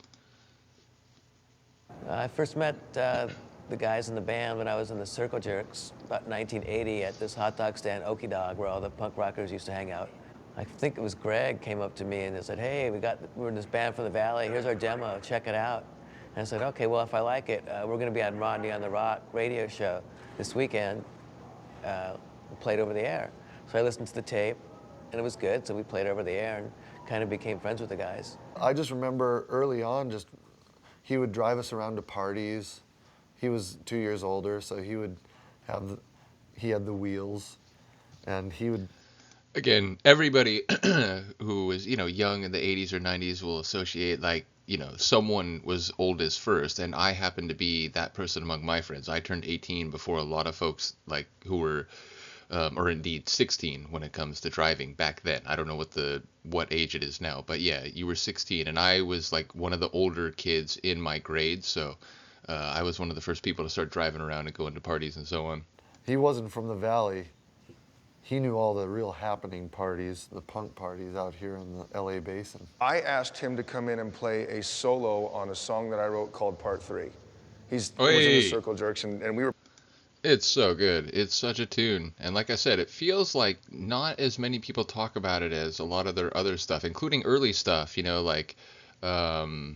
Fuck Armageddon, This Is Hell, and, their theme song, Bad Religion, and Along the Way. But yeah, Part 3 for me is just an all-time classic of theirs. And the bass part, I mean, come on. Playing a lot of shows together, and I said, I have this idea for kind of dueling banjos in this song. I want you to kind of play lead guitar against Brett at the same time.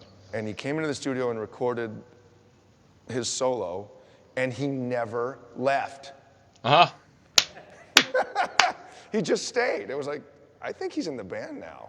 Greg was by far the most social of any punk in LA in the early developing years of the punk scene. I guess around 1990, when the Circle Jerks broke up for the first time, is when Bad Religion kind of became my main band. I got kind of lucky as the Circle Jerks were doing this, Bad Religion was doing this. So I am blessed. Thank you. Uh-huh. Favorite part of being in a band is the process of writing the song.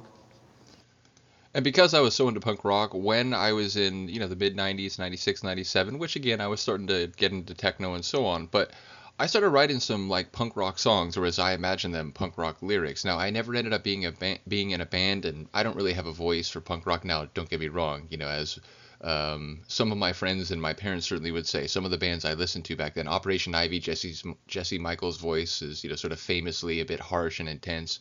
So yeah, I suppose it wouldn't have stopped me. But as it turns out, I just never ended up being in a band. But I remember, it was very cathartic to start writing ideas, which again, I was reading philosophy and, politics and science and so on. So, yeah, it's a thing that never really became anything, but I definitely began writing songs once I got into punk rock, because it was dude, this outlet for ideas is crazy. And then recording it and hearing it come to life in the studio with a final mix.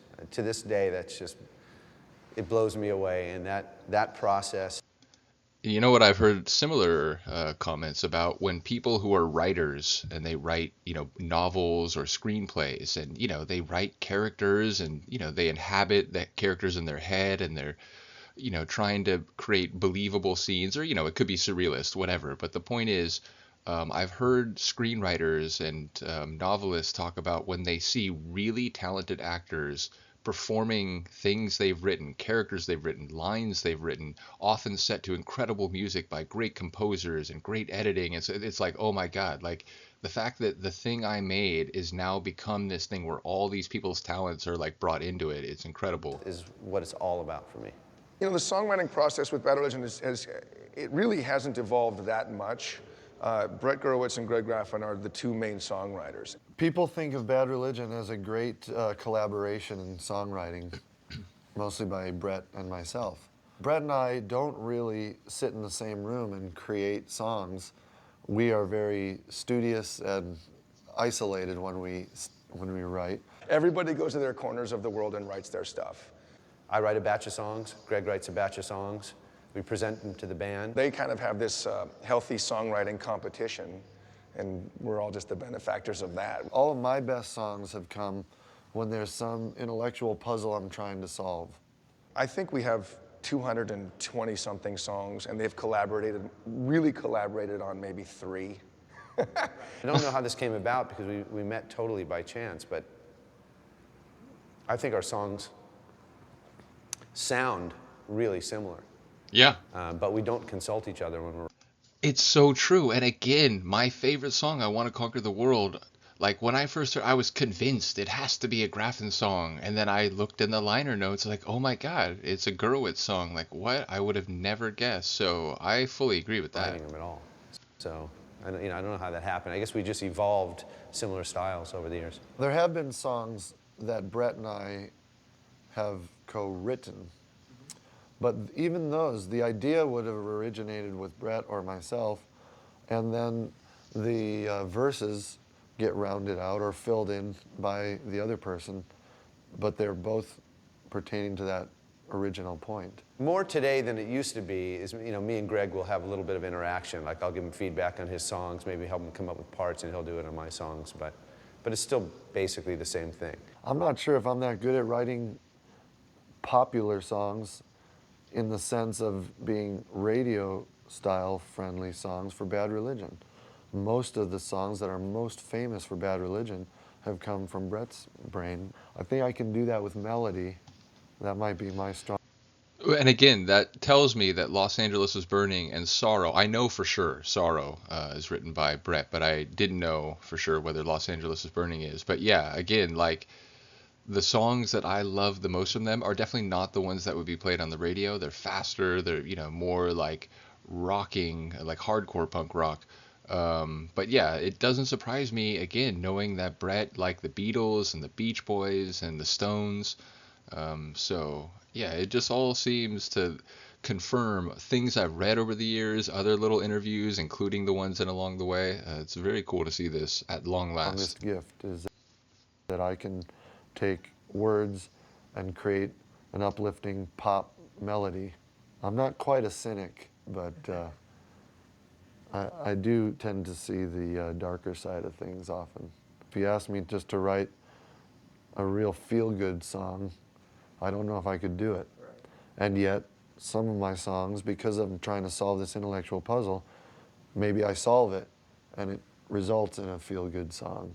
Sometimes, especially with Brian Baker and Brooks Wackerman now, Brett will bring a song in or something and say, here's an idea, and just let everybody go on it because it's funner that way, right? You get all these people just creating all this stuff, and sometimes songs come in and they go, no, this is exactly what I want you to play because this is what I hear in my head. My favorite thing about being in a band is contributing to the songs, being a part of the writing process and watching the evolution of a song.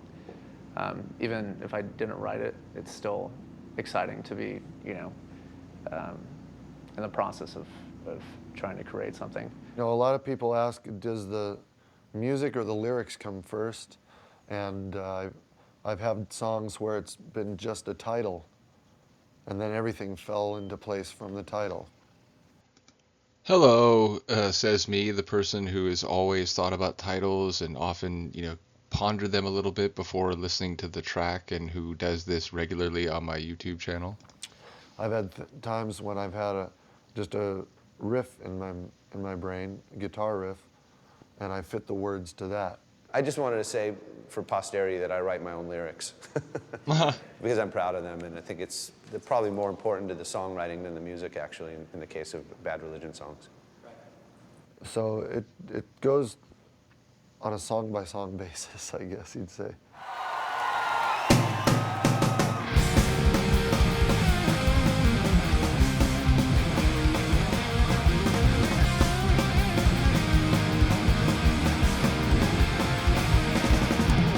Hey brother Christian with your high and mighty Aaron.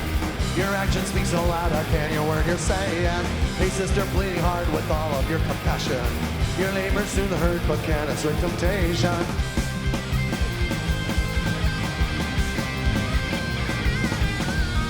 Hey man of science with your perfect rules of measure.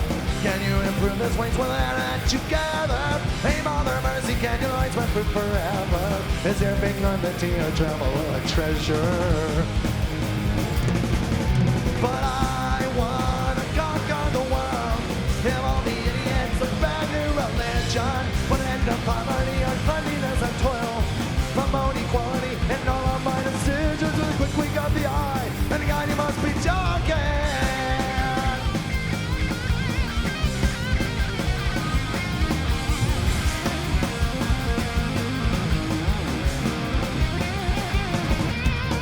Hey brother diplomat with your early aspirations. You can see those children cry, you let them at the station. Hey righteous soldier, you've got rival obligations. And prisoners don't know your public obligations. And precious tomes to fuel your pulpy conflagrations. Precious tomes, you know, you hear Luca, she's meowing at me. But yeah, large books and learned texts to fuel your pulpy conflagrations, your large, rapidly spreading fires, referencing book burning by the very same people who are talking about morality and so on. I apologize. Of course, Luca's going to do her thing the moment she comes back into the room. Okay. But I wanna conquer the world. Give all the idiots a brand new religion. Put end to poverty, uncleanliness and toil. Promote equality and all of my decisions. I want to conquer the world. Expose the culprits, feed them to the children. Do away with their pollution, they'll sing the whales. We'll have peace on and the global communion. I wanna conquer the world. I want to conquer the world. I wanna conquer the world. I want to conquer the world.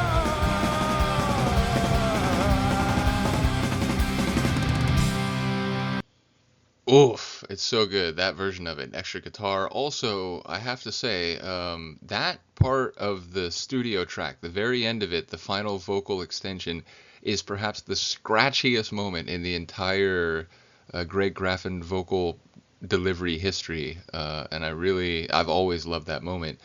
And you know, I think it's so perfect that they did that song after doing the segment about their songwriting and what it means, and the way that the two main guys, you know, from the very beginning and certainly over time have continued to write songs that are sort of in the same direction, in the same vein. So yeah, just a perfectly chosen song to follow that segment.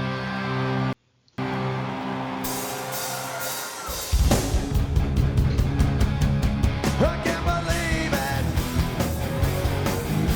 The way you look sometimes, like a tramp bomb light on a city street. Oh yeah. Oh yeah. And I don't want it. The things you're offering me, civilized barcode, quick ID. Oh yeah. 'Cause I'm a 21st century digital boy. I don't know how to live, but got a lot of toys. My daddy's a lazy little bastard, intellectual. My mama's on Italian, so ineffectual. He like for me a story, yeah.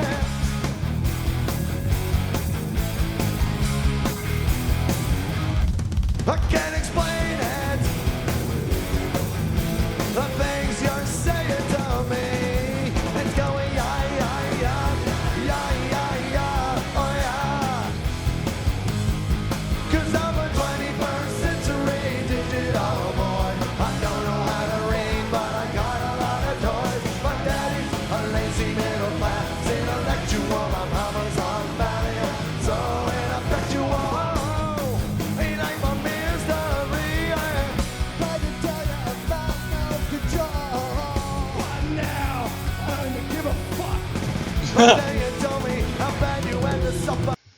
The original line is, but now I really don't know. But yeah, we got an altered version here. Is this really all you have to offer?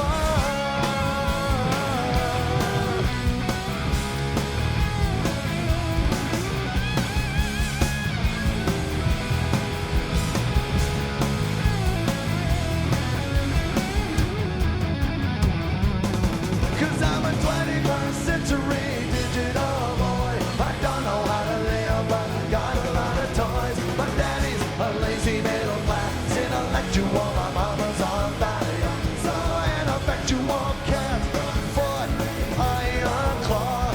Neurofucking surgeon screams for more. Innocence rate when they bomb fire. Everything I want, I really need.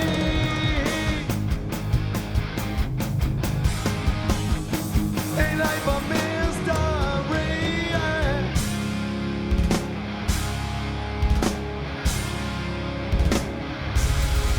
Right, a Tiffany against the green version, yeah.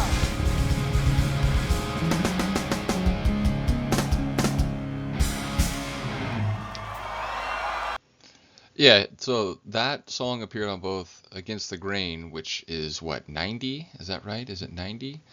No, it's 91. No, it's 90. That's right, because Suffer's 88. Yeah, No Control is 89.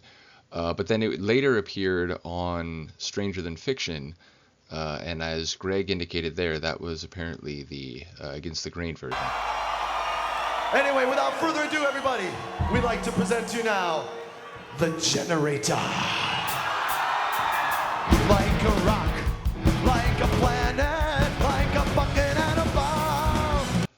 I had a number of Bad Religion loving friends back in the day, and for a few of them, this was their favorite song. I think it's great. I think it's very poetic. It's another Brett song, I believe. But yeah, it was never one of my all-time favorites. I do think the live version of it on Tested is really fantastic, but yeah, I think it's a very good Bad Religion song, but unlike a lot of folks, it's not in a contender for my favorite.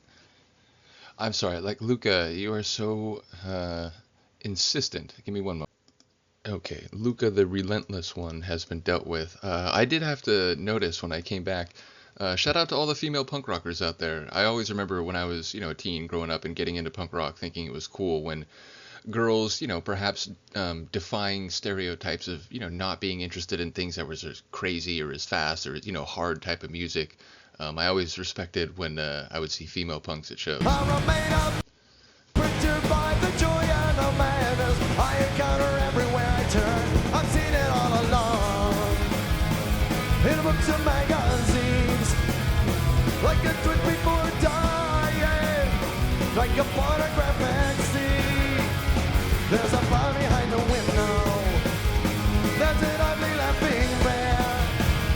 Like a He didn't do the live Tested thing where he's like, there's an ugly laughing man, and he's standing right beside me as he like walks up to one of his bandmates. like the blood on my door. It's a generator.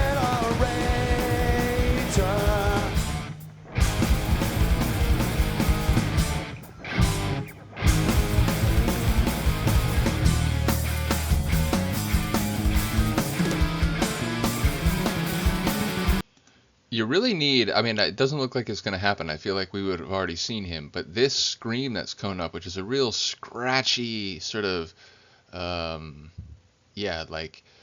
edgy sort of scream. You really need Tim McIlrath to come back out.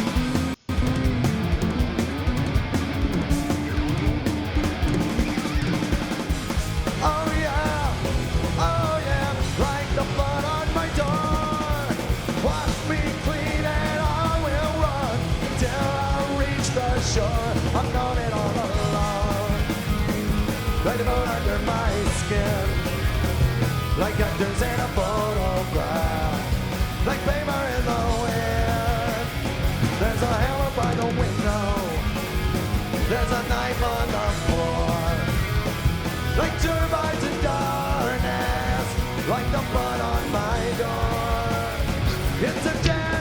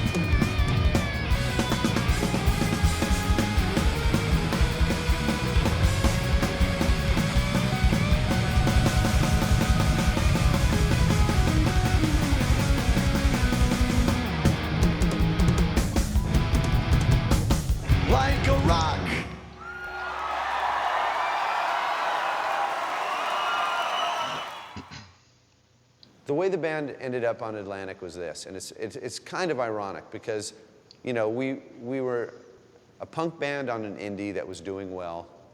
Epitaph was doing great. Bad Religion was doing great. So a lot of people wonder, you know, why the hell?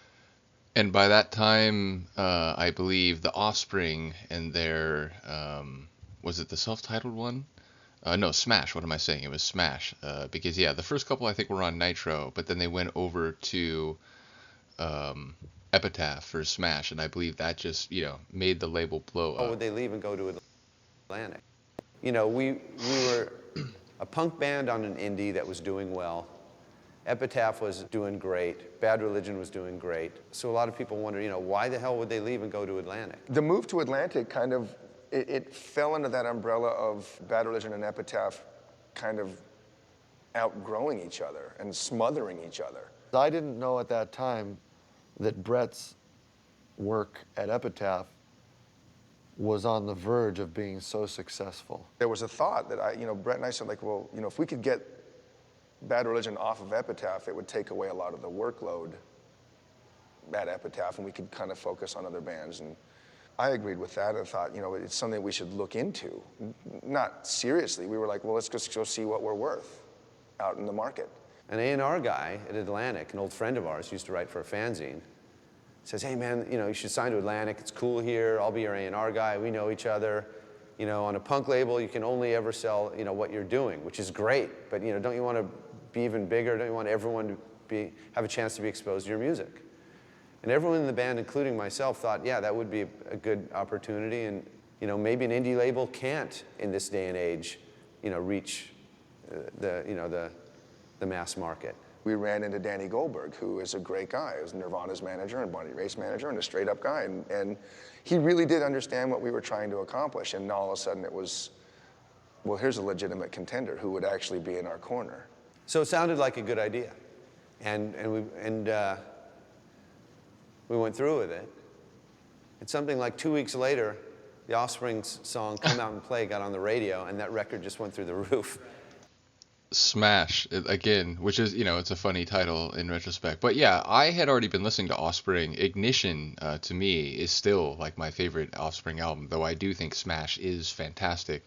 But yeah, I obviously was a huge fan of Smash, the Offspring because of Ignition. So when Smash came out, I remember it blowing up. It was like, oh damn, like now everybody's talking about Offspring and they're on the radio, and you know, Self-Esteem was getting radio play and so on. And went platinum and went beyond, you know, it sold something like 5 million in the US now. Proving that a punk band can do it on an indie label. By then, Bad Religion had signed to Atlantic, and Offspring and Rancid were on Epitaph, becoming superstars. And I would have liked for my band to have been on Epitaph, becoming a superstar too. Yeah. People do need to understand why all these things happened. It's like until you're like in a band and working at the label and saying we got to get balance here, it wasn't going to make any sense. The truth is that if it had been slightly different timing, I don't think Bad Religion ever would have gone to Atlantic.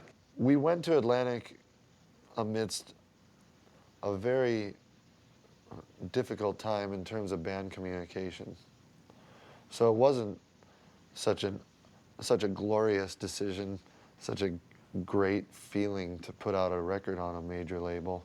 I think the naivete on my part about going to a major label was the turnover rate for employees and executives there is insane. Like every 3 months, it's like you get a whole new crew. Through no fault of Atlantic Records, no fault of Epitaph, so many cultural factors conspired at that moment to make it an inauspicious move that we just sort of trotted along and, didn't realize the direction we were headed. I don't know if you know this, but a lot of guys in big rock bands take along a personal bodyguard or a technical assistant, well, not this guy. And it's not only because I'm not in a big rock band, it's because I'm old-fashioned. That's right. I still use a cord on my microphone, and that means sometimes I gotta switch mics. We still use our own towels and our old fat. Hey, wait, you don't have a cord on your bass. You. Anyway, I am privileged to be able to show you something that I've developed over the years. It's a special technique in changing microphones. And if you'll indulge me, I'd rather do it here in front of stage and go back there and do it. All right. Brooks, do your little thing. This really adds a little to the tension.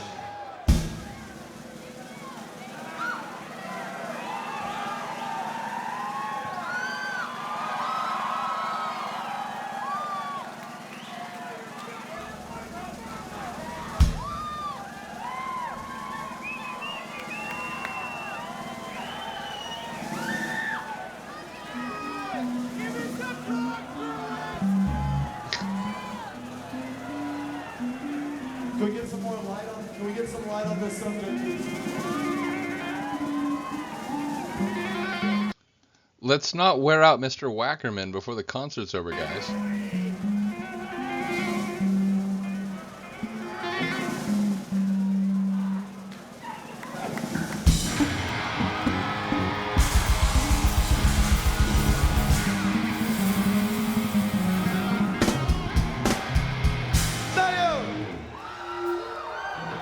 I could never do that. Eat your heart out, Metallica.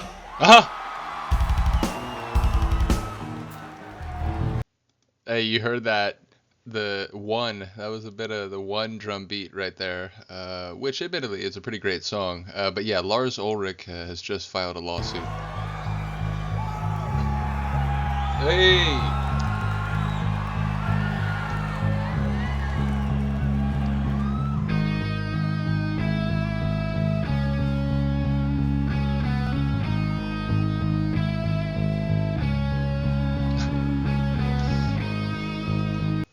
It's odd to include that shot where it was sort of a zoom, but it was, you know, sort of like on the wrong part of the stage. It's funny to use that in the final edit.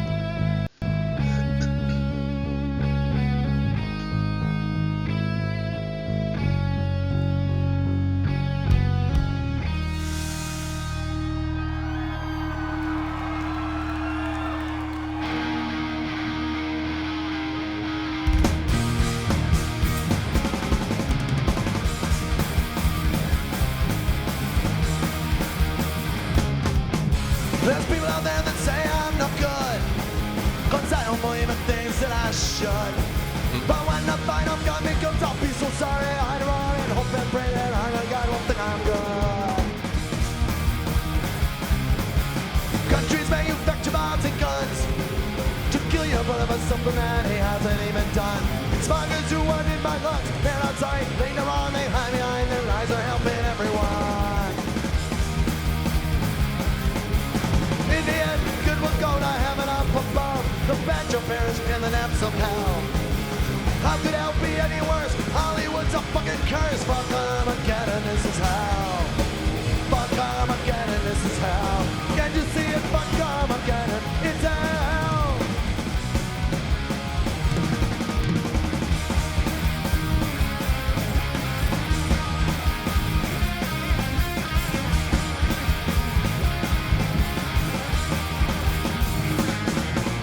Fight! Dogma!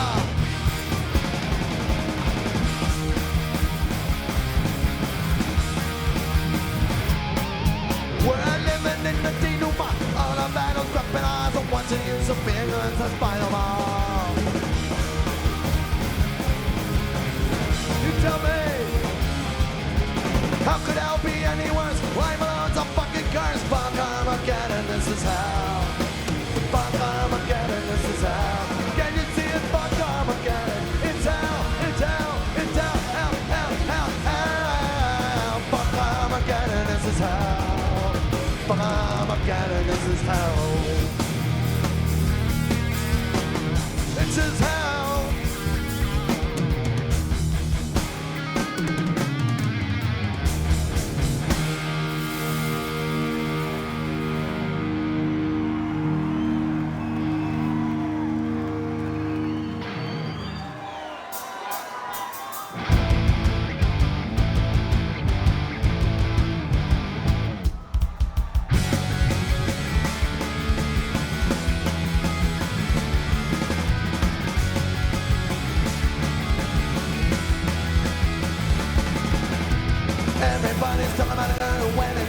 every bound.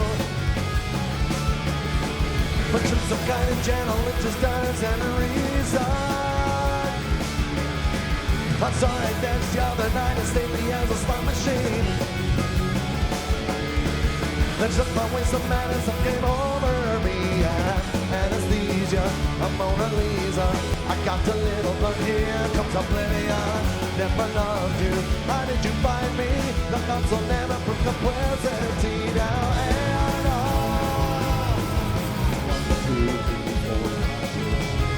all good children go to heaven.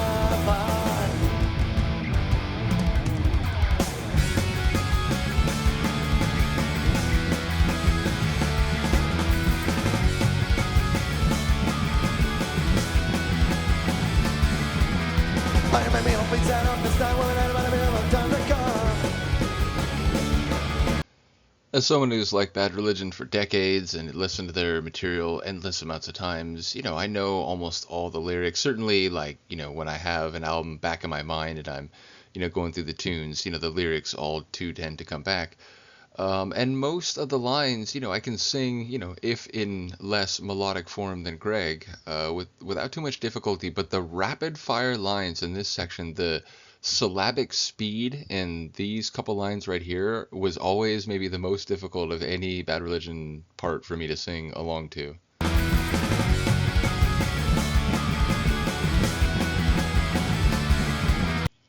There's a line like for 11 long years, and like the speed on that line was always like, man, how do you not like twist your tongue into it?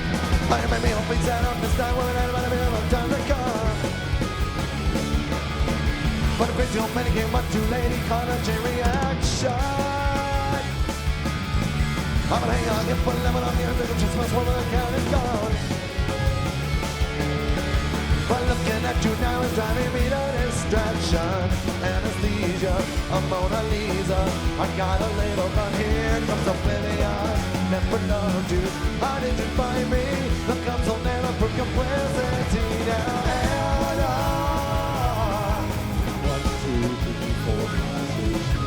all good children go to heaven.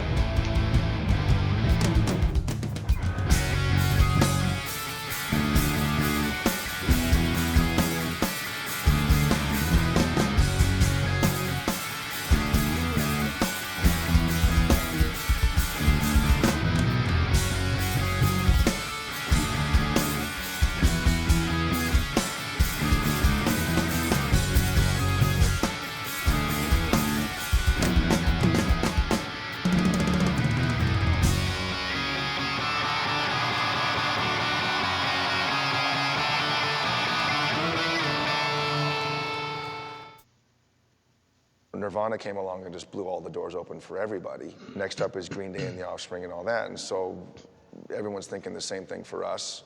I had just put out a record by The Offspring that it was just selling millions of records. And Epitaph was a tiny indie at the time. It was me and 5 other people. Brett and I were working at Epitaph, so Epitaph's growing through the roof. It's just, every band is starting to sell big numbers, and punk rock is now huge. Everything was getting so intense that there was no way in the world I was going to be able to do Bad Religion and Epitaph at the same time. Bad Religion is taking up all of our time. It used to just be more of a 3-month-a-year kind of hobby-ish thing, and now Greg says, I'm not going to go back to school. I want to tour more with the band and spend more time dedicated to the band. But that's not going to work at Epitaph with Brett because he needs to spend more time with the label. There's no way that I could just abandon Epitaph at this moment because it was just exploding at the seams. And I'm kind of torn between the middle saying, well, okay, I'm either going to answer phones or I'm going to play the bass guitar. I'm playing the bass guitar.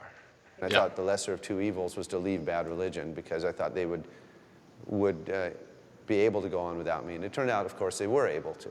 Brett made the right decision. And they were, again, I enjoyed the stuff that, it's funny because by the time I was catching up to the story and falling in love with the albums they had made in the 80s and very early 90s, they were moving into the phase being described here. And I enjoyed the albums in the 90s, but I'll keep saying it. When The Process of Belief came back or came out and they were back on Epitaph with Brett back in the band, it was definitely like, something had changed. It was like, all right. Because he had to take care of his company. I really believe that. And when he left, it was huge. And I called Greg and I said, Brett's leaving.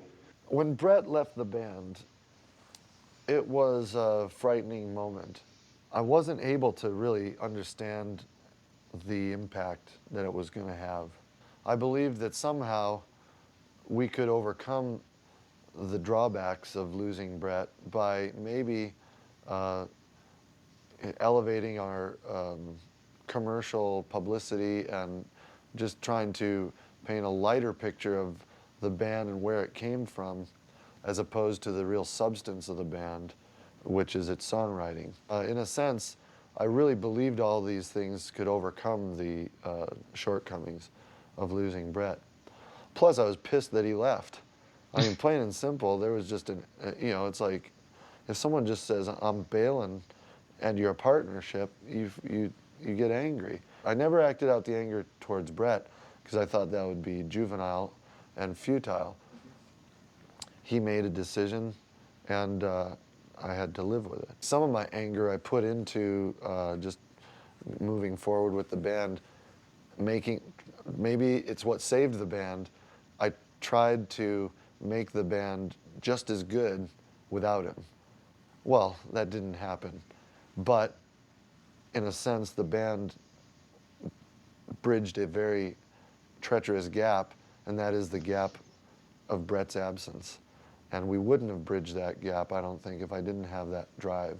So, and again, it's sort of the sort of darker or like sadder version of the, we're going to competitively write songs. And he's basically saying, well, if he's not going to be it, I got to make sure that now that I'm the main songwriter, there's, not a drop in quality. And even if he's saying he thinks there was, and, on some level, I can concede that.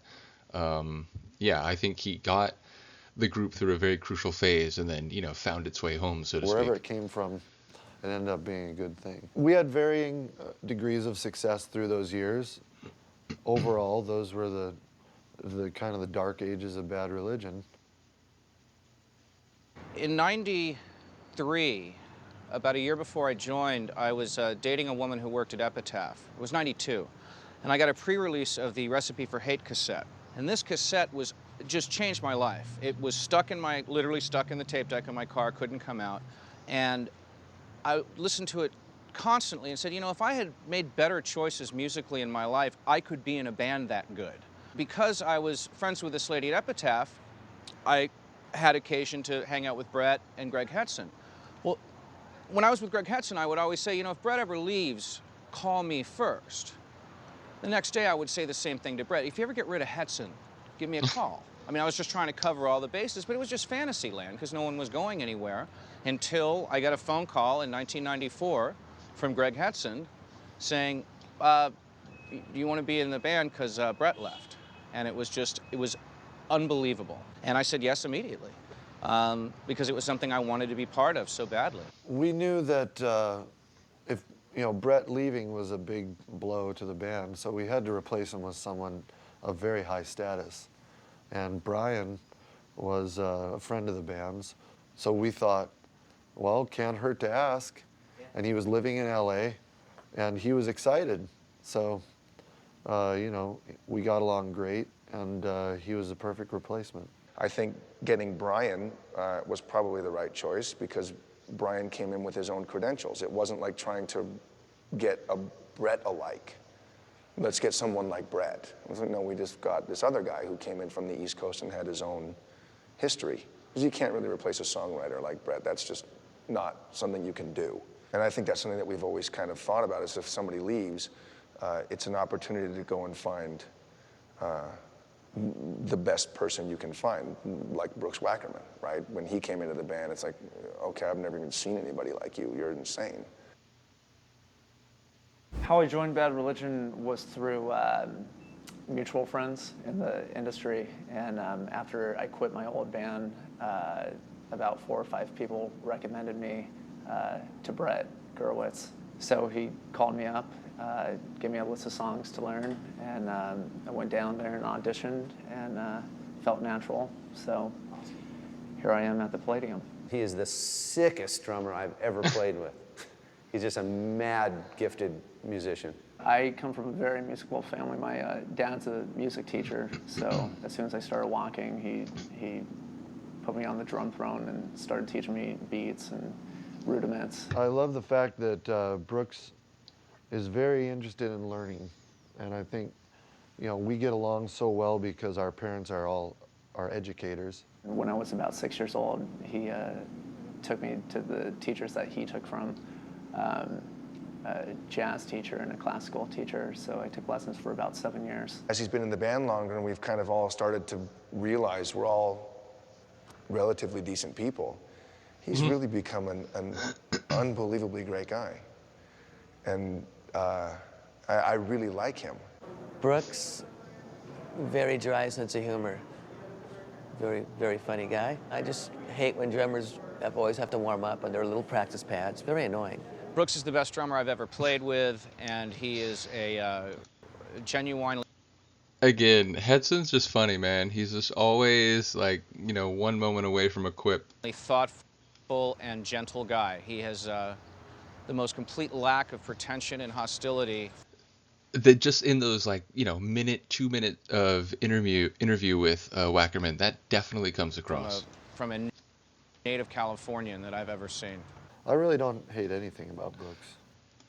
I'd like to say that as a native Californian, I like to think that in many contexts, I'm a pretty mellow guy too. Is it possible I might not ever come upon something I hate about him? Just watch it. I'm watching you, Brooks.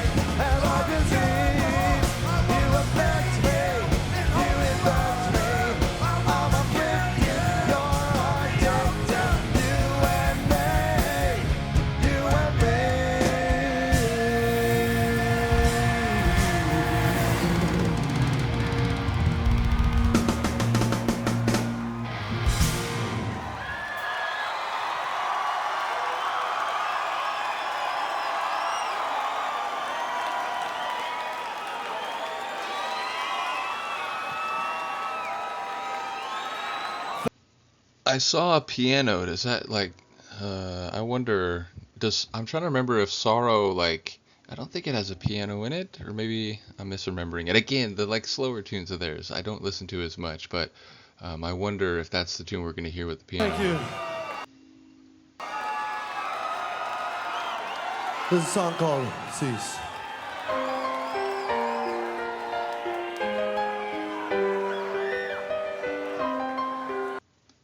Okay, so yeah, this is Greg Graffin's solo album. Is it on my copy of Grey Race? I don't think it is. I'm confused.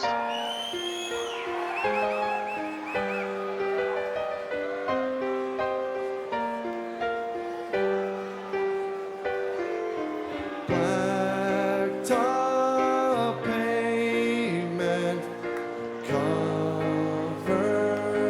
me like a chemical reaction or a steamroller, very randomly. I suppose it could just be, again, the fact that their slower songs, just haven't stayed with me as much over the years. And so maybe this really is on the Grey Race, and despite it being my favorite Atlantic album, maybe I just, haven't listened to it, or I've skipped over this one. But yeah, I'm not remembering this. There's a distant buzz and low frequency. It tickles my ear, rumbles under my feet, and it shakes the leaves off of every tree. Highlandly, what pretension, everlasting peace. Everything must cease.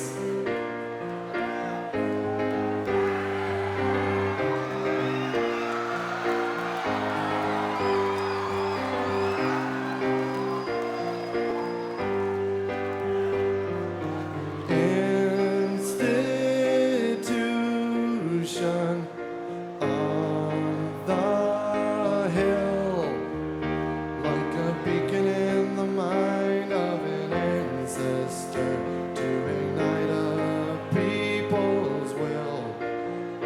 There's a shadowed stain on the west facade. It is perennial decay to enshroud the fraud, and the descendants find it oh so odd, oh so odd. What pretension, everlasting peace. Everything must cease.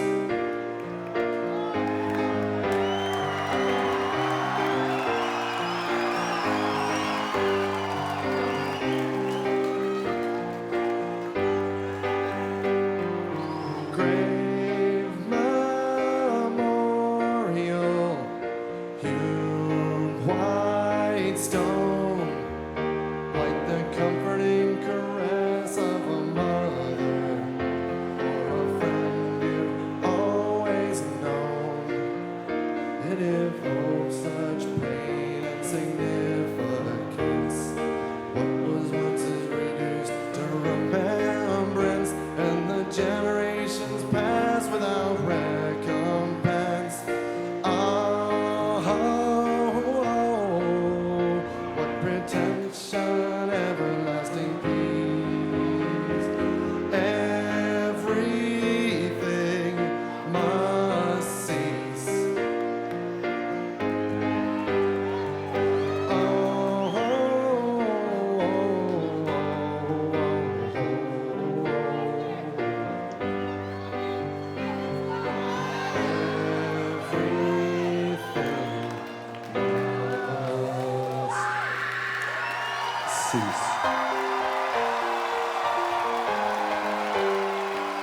Thank you.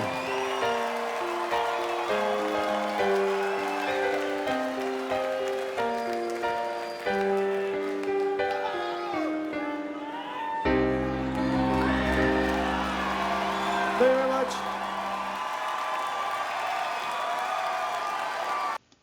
I swear that it's not on my copy, so I don't know if there's like different versions of Grey Relace, Gray Race, different releases that feature a slightly different track list, but I swear to you that's not on my copy of the album.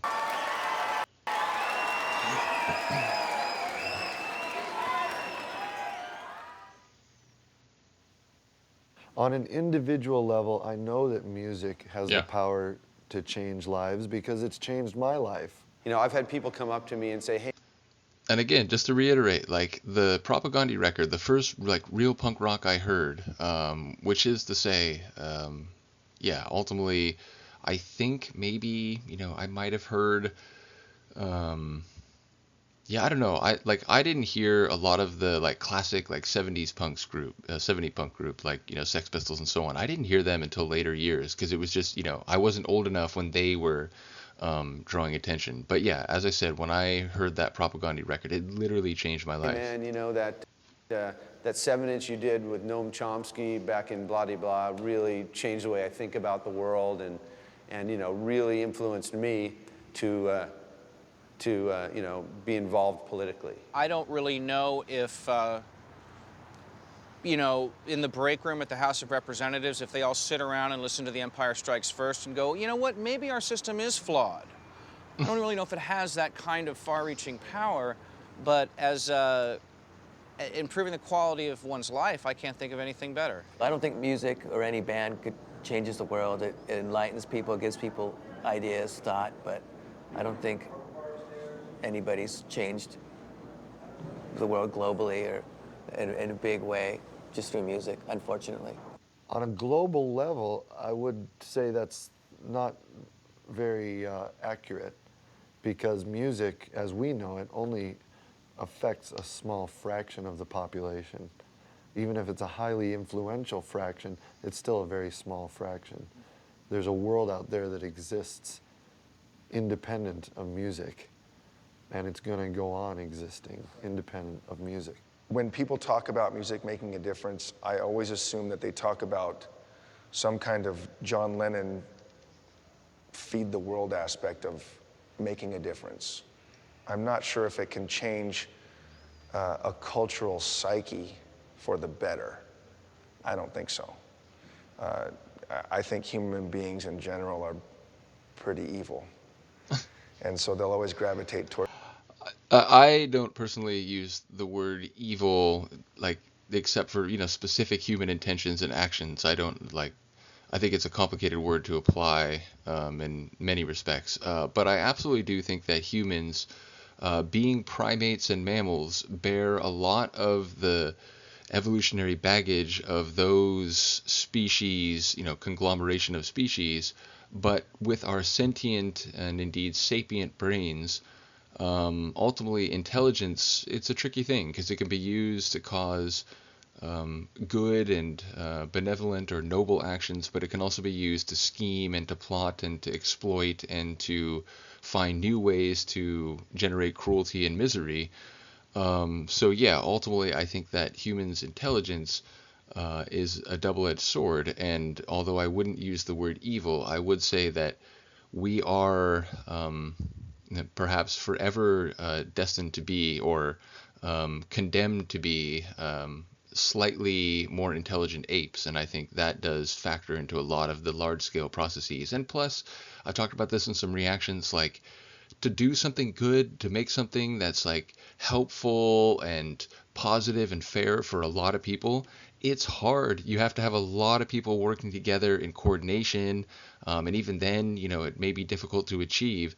It usually just takes one jerk to make everything fall apart. You know, to build an apartment building takes a lot of people, time and effort and materials. To burn it down takes one person with bad intentions. So again, I wouldn't say humanity is evil, but I understand on some level what Bentley's saying there. The negativity that they can reach for, whether it's fear of terror or Marilyn Manson. They're going to blame somebody. It delights and angers. It's, God, it's just such a big thing. You know, I'm a musician, you know. I don't go an hour without listening to music. And I know that most of my friends are the same way. So, you know, I certainly hope that it's as motivational for others as it is for me. Yeah, music changes people, and I take that very seriously. in songwriting and performance. And I believe I go with that a priori, that preconceived belief that what I'm doing is going to affect people's lives. Music is a force for social change, and even if sometimes these days it seems hopeless, I don't think any of us should give up hope, and we have to keep trying. Let's all people!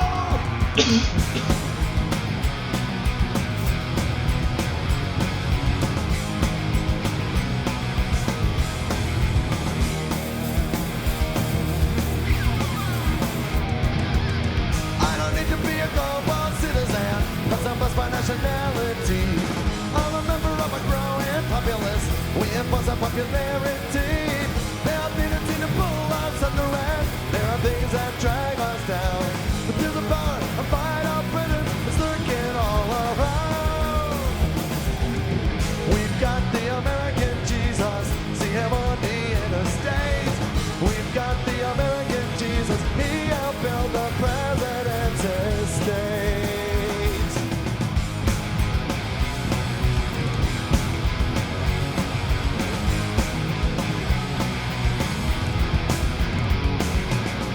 Aside from the Earth's population, cause some few live in the USA. At least the foreigners can copy our morality. They can visit but they cannot stay. Only prisons we can go to the prosperity. Makes us while we dream in confidence. We got a place to go and we die, and the architect resides right here. Sing it out! We've got the American Jesus of the reign national fame. We've got the American Jesus, overwhelming millions every day.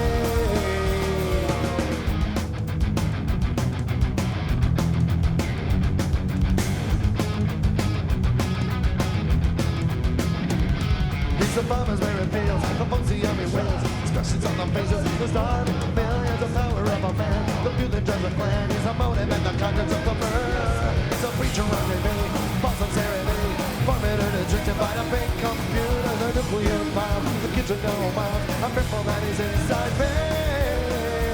Yeah, we've got the American Jesus, see him on the interstate. We've got the American Jesus, make the sign of his authority. We've got the American Jesus, of the reign national faith. We've got the American Jesus, overwhelming millions every day. Say it out, my fellow Americans. Say it out, one nation under God, one nation under God, one nation under God, one nation under God, one nation under God, one nation under God, under God.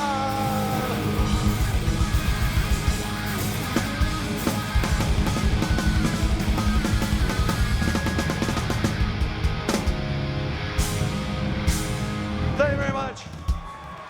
I just want to say it has been my pleasure and privilege to play with the best players in punk rock now. Brian Baker, Jay Bentley, Brooks Wackerman, Greg Hetson, and of course my partner Brett Gurwitz. But the great privilege of all, of course, is being able to play for you guys for so long. And thank you so much for coming.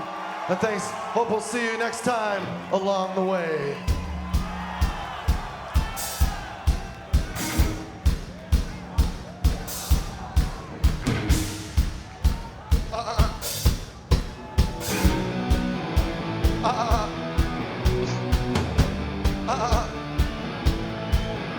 I refuse to abuse what is kind to the views, but it's there and it's happening to me. Bentley flashing the guns for someone in the audience. Along the way, as we go through the snow, we cannot forget bones, but dinner's always waiting at the table on the way.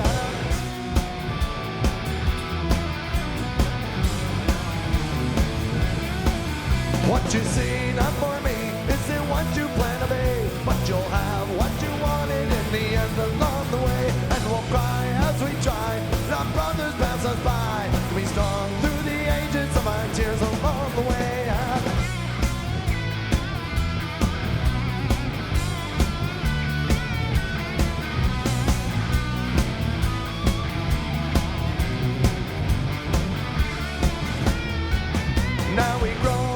show that the morals we must know be shapen and mistaken by the miles along the way. But regret, don't forget to find love and happiness, unless you're willing to be strong when they're not along the way. Like Tommy, you are free, you will not follow me, but we'll see each other once more on the path along the way.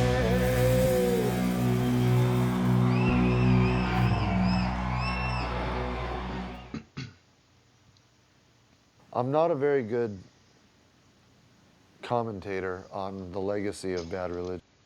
Think about, they've made what, like 6 albums after the one they've just made when they did this, and they've gone on for an additional 18 years.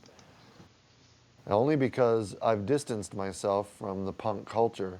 We took a sound from a small scene, right? A small, local I think it's 7 albums since this, right? scene. And through Epitaph, we kind of brought it to the world and popularized it. We didn't invent it. Minor Threat really did invent a certain that certain tempo, which we stole from the Bad Brains, but just refined it a little bit.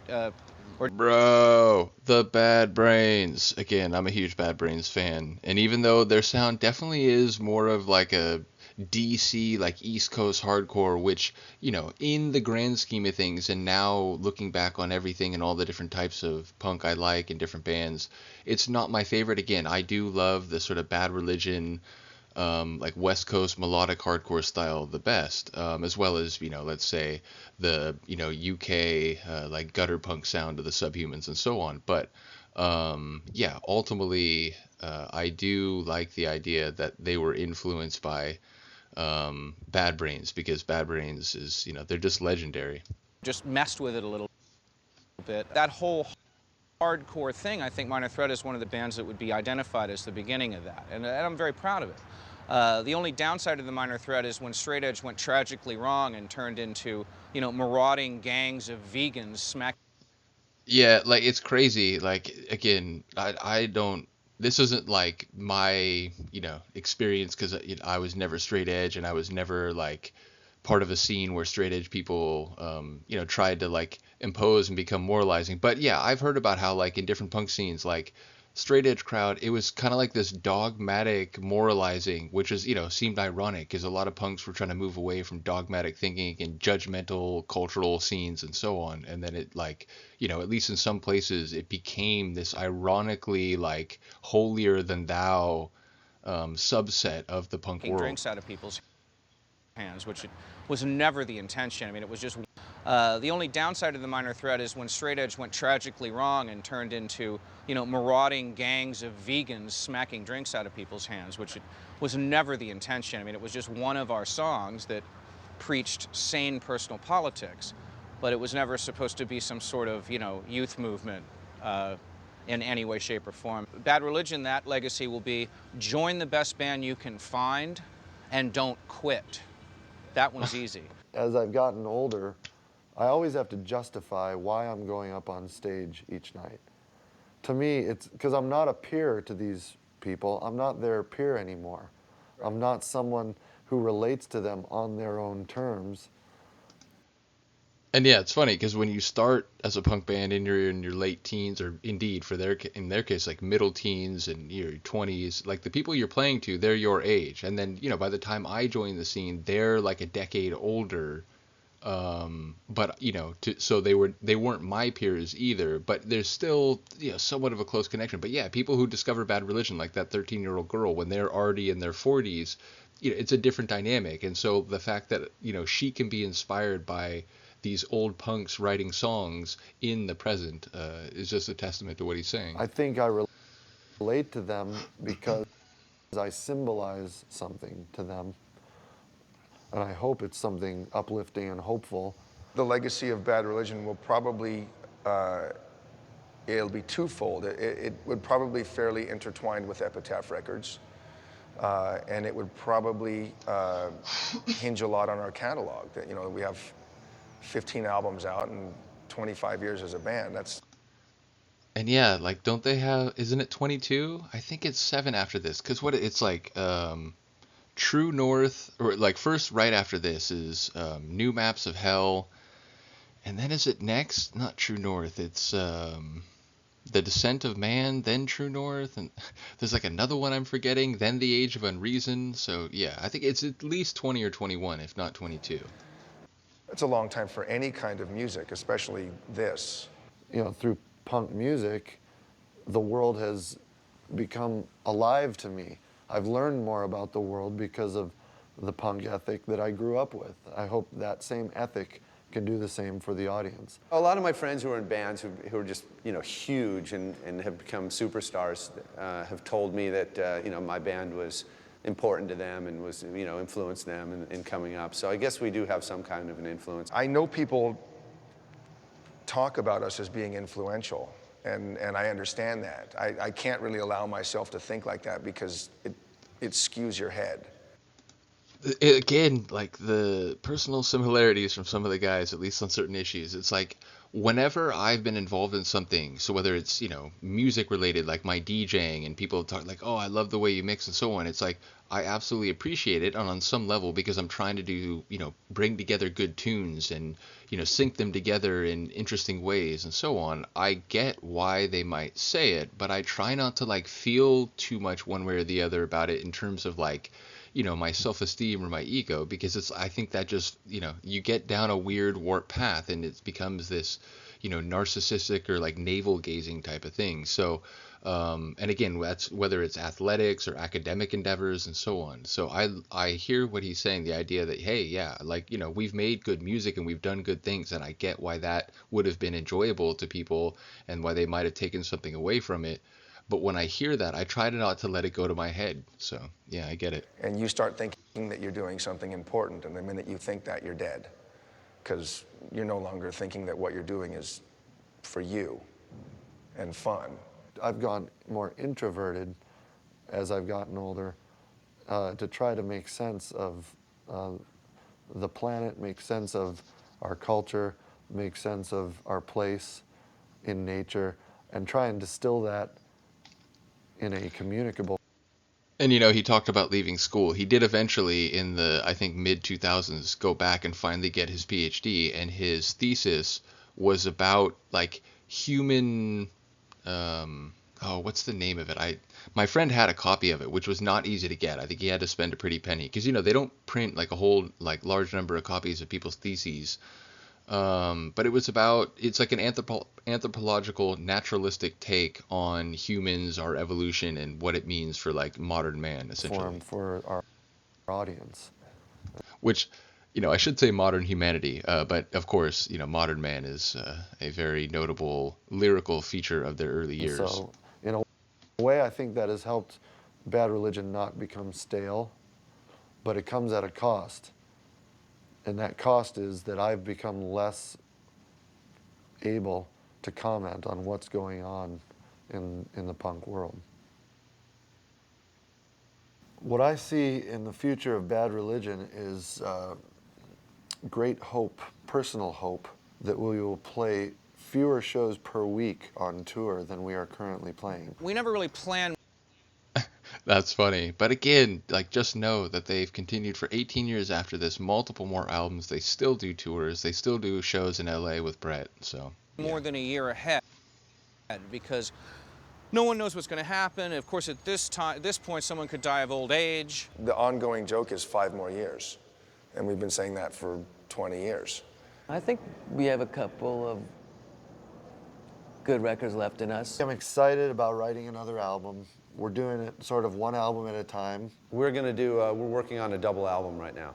We've always taken it really one album at a time. Never really set goals, just try to write consistently good material and go with it that way. As long as Brett and I feel inspired to write, I think we're going to come up with good albums.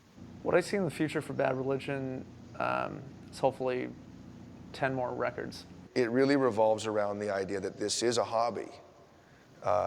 It's become our job, which is rare, but it is still a hobby, and it's something that you have to be passionate about, and you really have to like it. You can't do it if you don't like it, because then it's a job, and you're not sincere.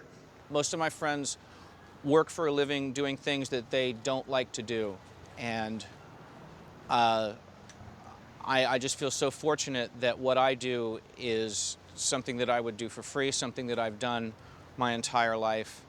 It's a privilege, and you know, it's just people don't get to do this, and I'm well aware of how rare that is, and you know, if you'll excuse the reference to a deity, I feel blessed. I just hope that Bad Religion can continue. We'll let you slide, Baker. But yeah, again, you know, I'm a secular guy, but there are times where I feel like my experience is, of course, as a subjective feeling being, you know, my secular mindset allows for, you know, creative and artistic indulgence and people expressing things in ways that speak to, let's say, more metaphysical ways. So yeah, like I said, I'm a secular guy, but I try to appreciate all expressions of understanding and experience. Continue to be a source for my creative output.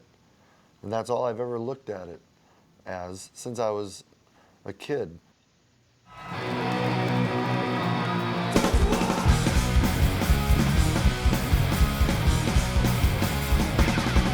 Hey, do what you want, but don't do it around me. Idleness and dissipation breed apathy. I sit on my ass a goddamn day. I'm missing the mechanical boy with nothing to say. What you must do all you can. Break all the funny rules and go to hell with Superman and die like a champion. Yeah, hey.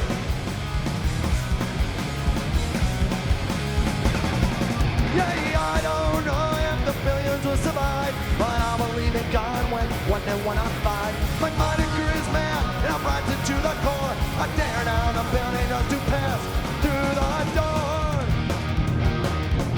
So do what you must, do all you can. Break all the funny rules and go to hell with Superman and die like a champion. Yeah, hey!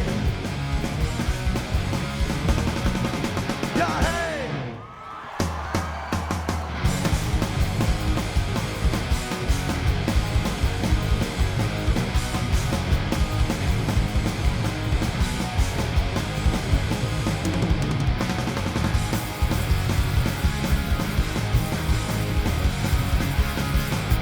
Early man walked away as Spider-Man to control. The mind they weren't the same, to conquer was his goal. And he built his great empire, he slaughtered his own kind. They died a confused man, killed himself with his own mind.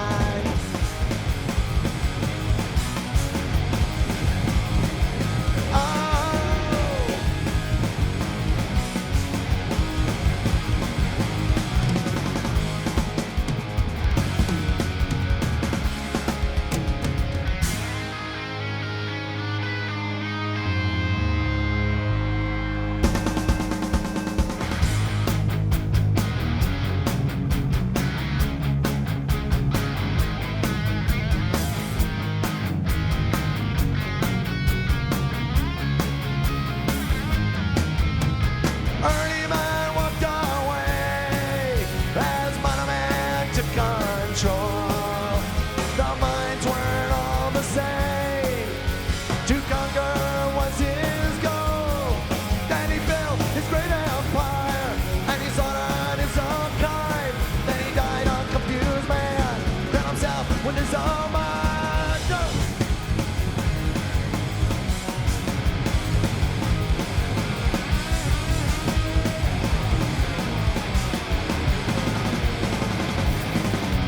Early man walked away, and Spider-Man took control. The mind ain't weren't the same, to conquer was his goal. And he built his great empire, he slaughtered his own kind. Then dying confused man, killed himself with his own mind.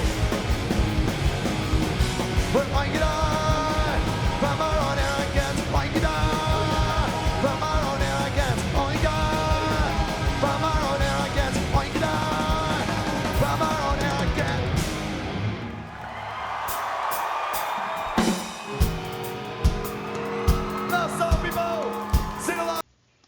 Last song, Sorrow. So yeah, I don't think it has piano. I think my brain was like trying to understand like why we saw a piano on the stage.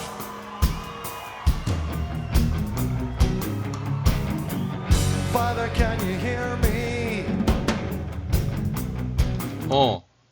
I know why. Because I know why I made that association. The Mad Caddies cover of Sorrow, it has a piano. That's why. Like, I knew there was some connection, and then it was like, as this started, it's like, no, like, it definitely doesn't have it. So, yeah, that's why I made that association. How have I let you down?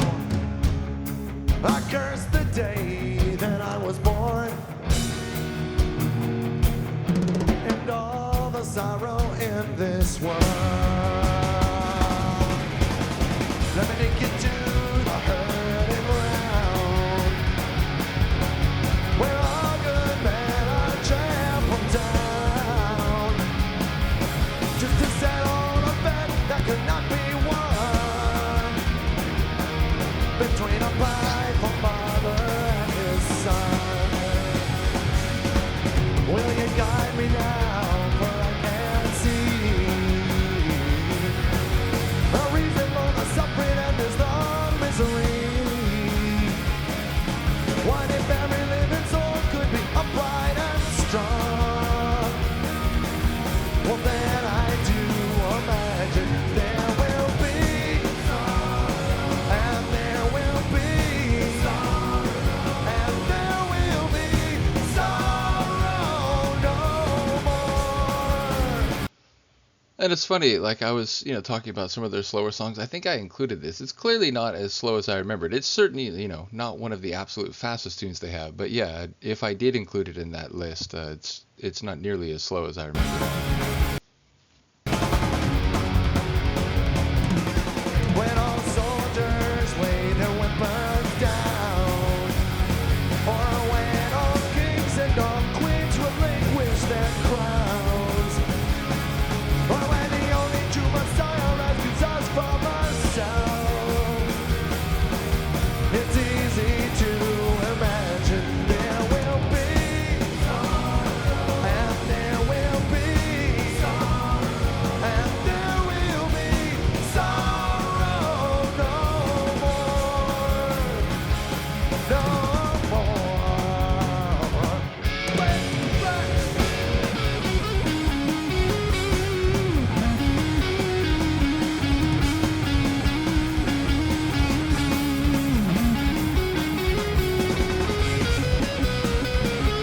Oh yeah. There will be, and there will be, and there will be sorrow no more.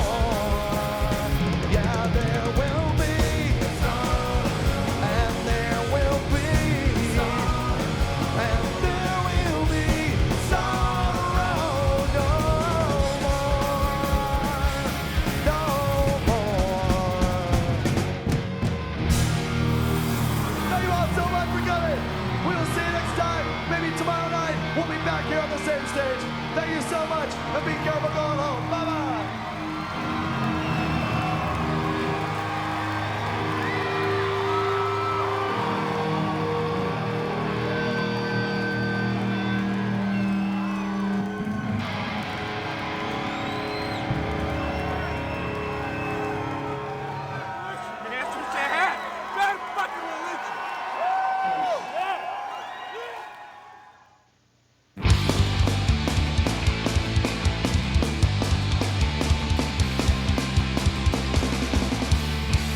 As I walk beneath the valley, I shall fear no evil.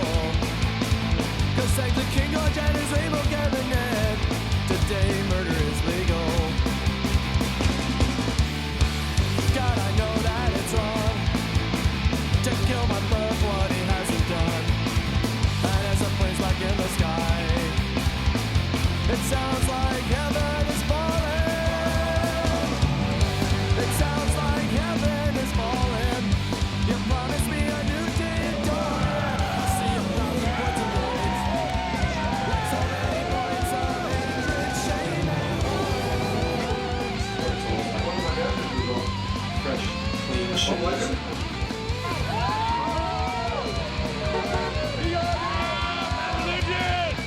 Nothing like dry clothes after a show for a wet stud like myself.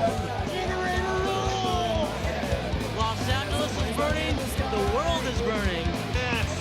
It's 4 years old, right there. Shout out to the guy with the 8085 shirt. For the ahead metal detectors.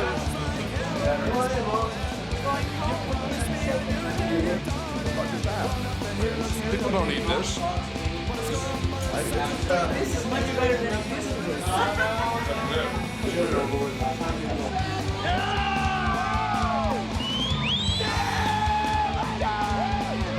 Bad Religion's been the best band of all time, better than the Beatles.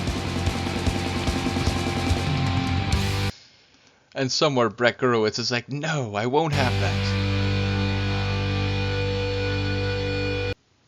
Still got like almost 3 minutes here. What's going on?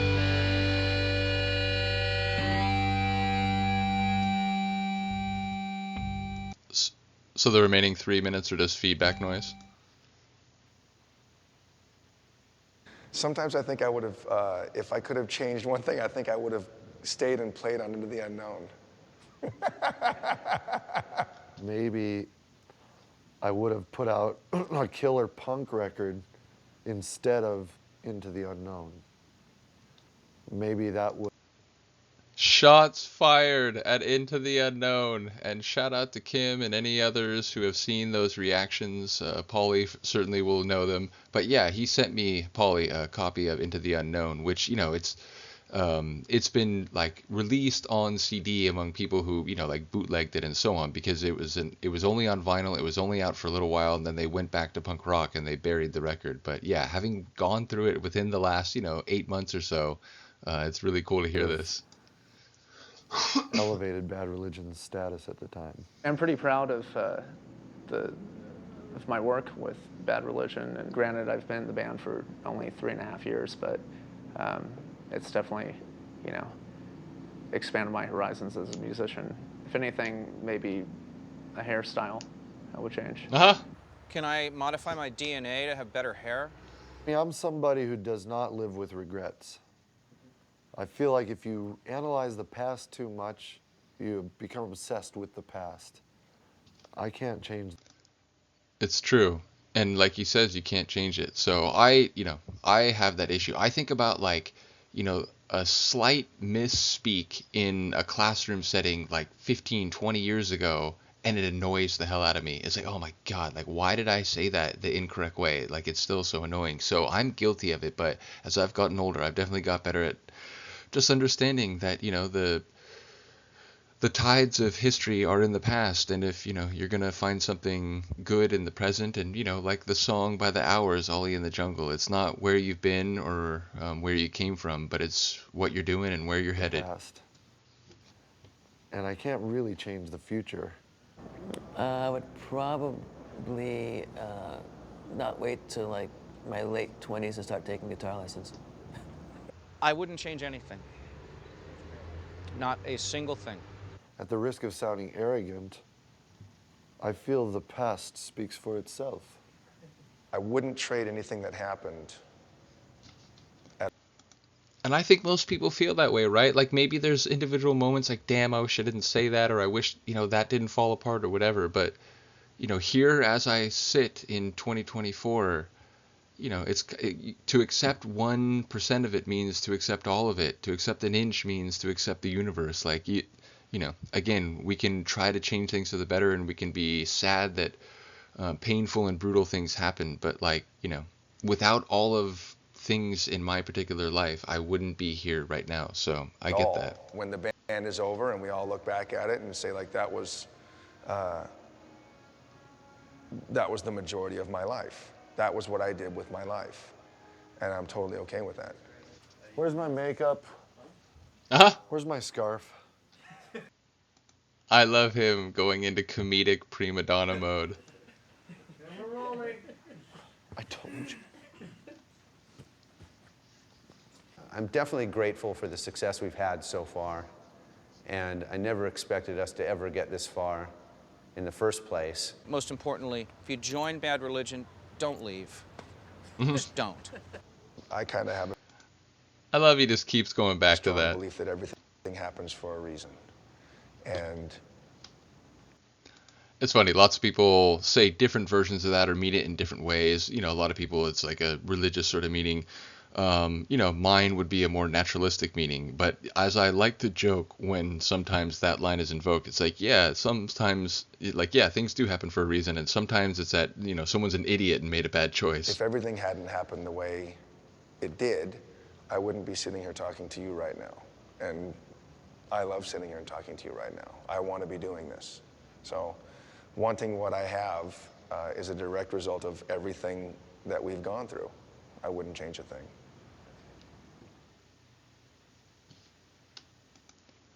I love Bad Religion, and all the people who watch this, you are fantastic. Thank you so much. And indeed, for anyone, who maybe just watches little bits and pieces of this, comment in the comments below among anything else you'd like to refer to what your favorite fruit is. And once people start seeing comments about apples and strawberries and so on, maybe they'll be a bit perplexed as to what's happening. But yeah, again, thanks to anyone who watched this. Let's just make sure in the last 13 seconds there's not anything else. Nope, just a little warning. Nevertheless, again, big thanks to all of you. Let me know what you think of this. Thank you for sticking with me for over 3 hours, and I will see you next time. Peace.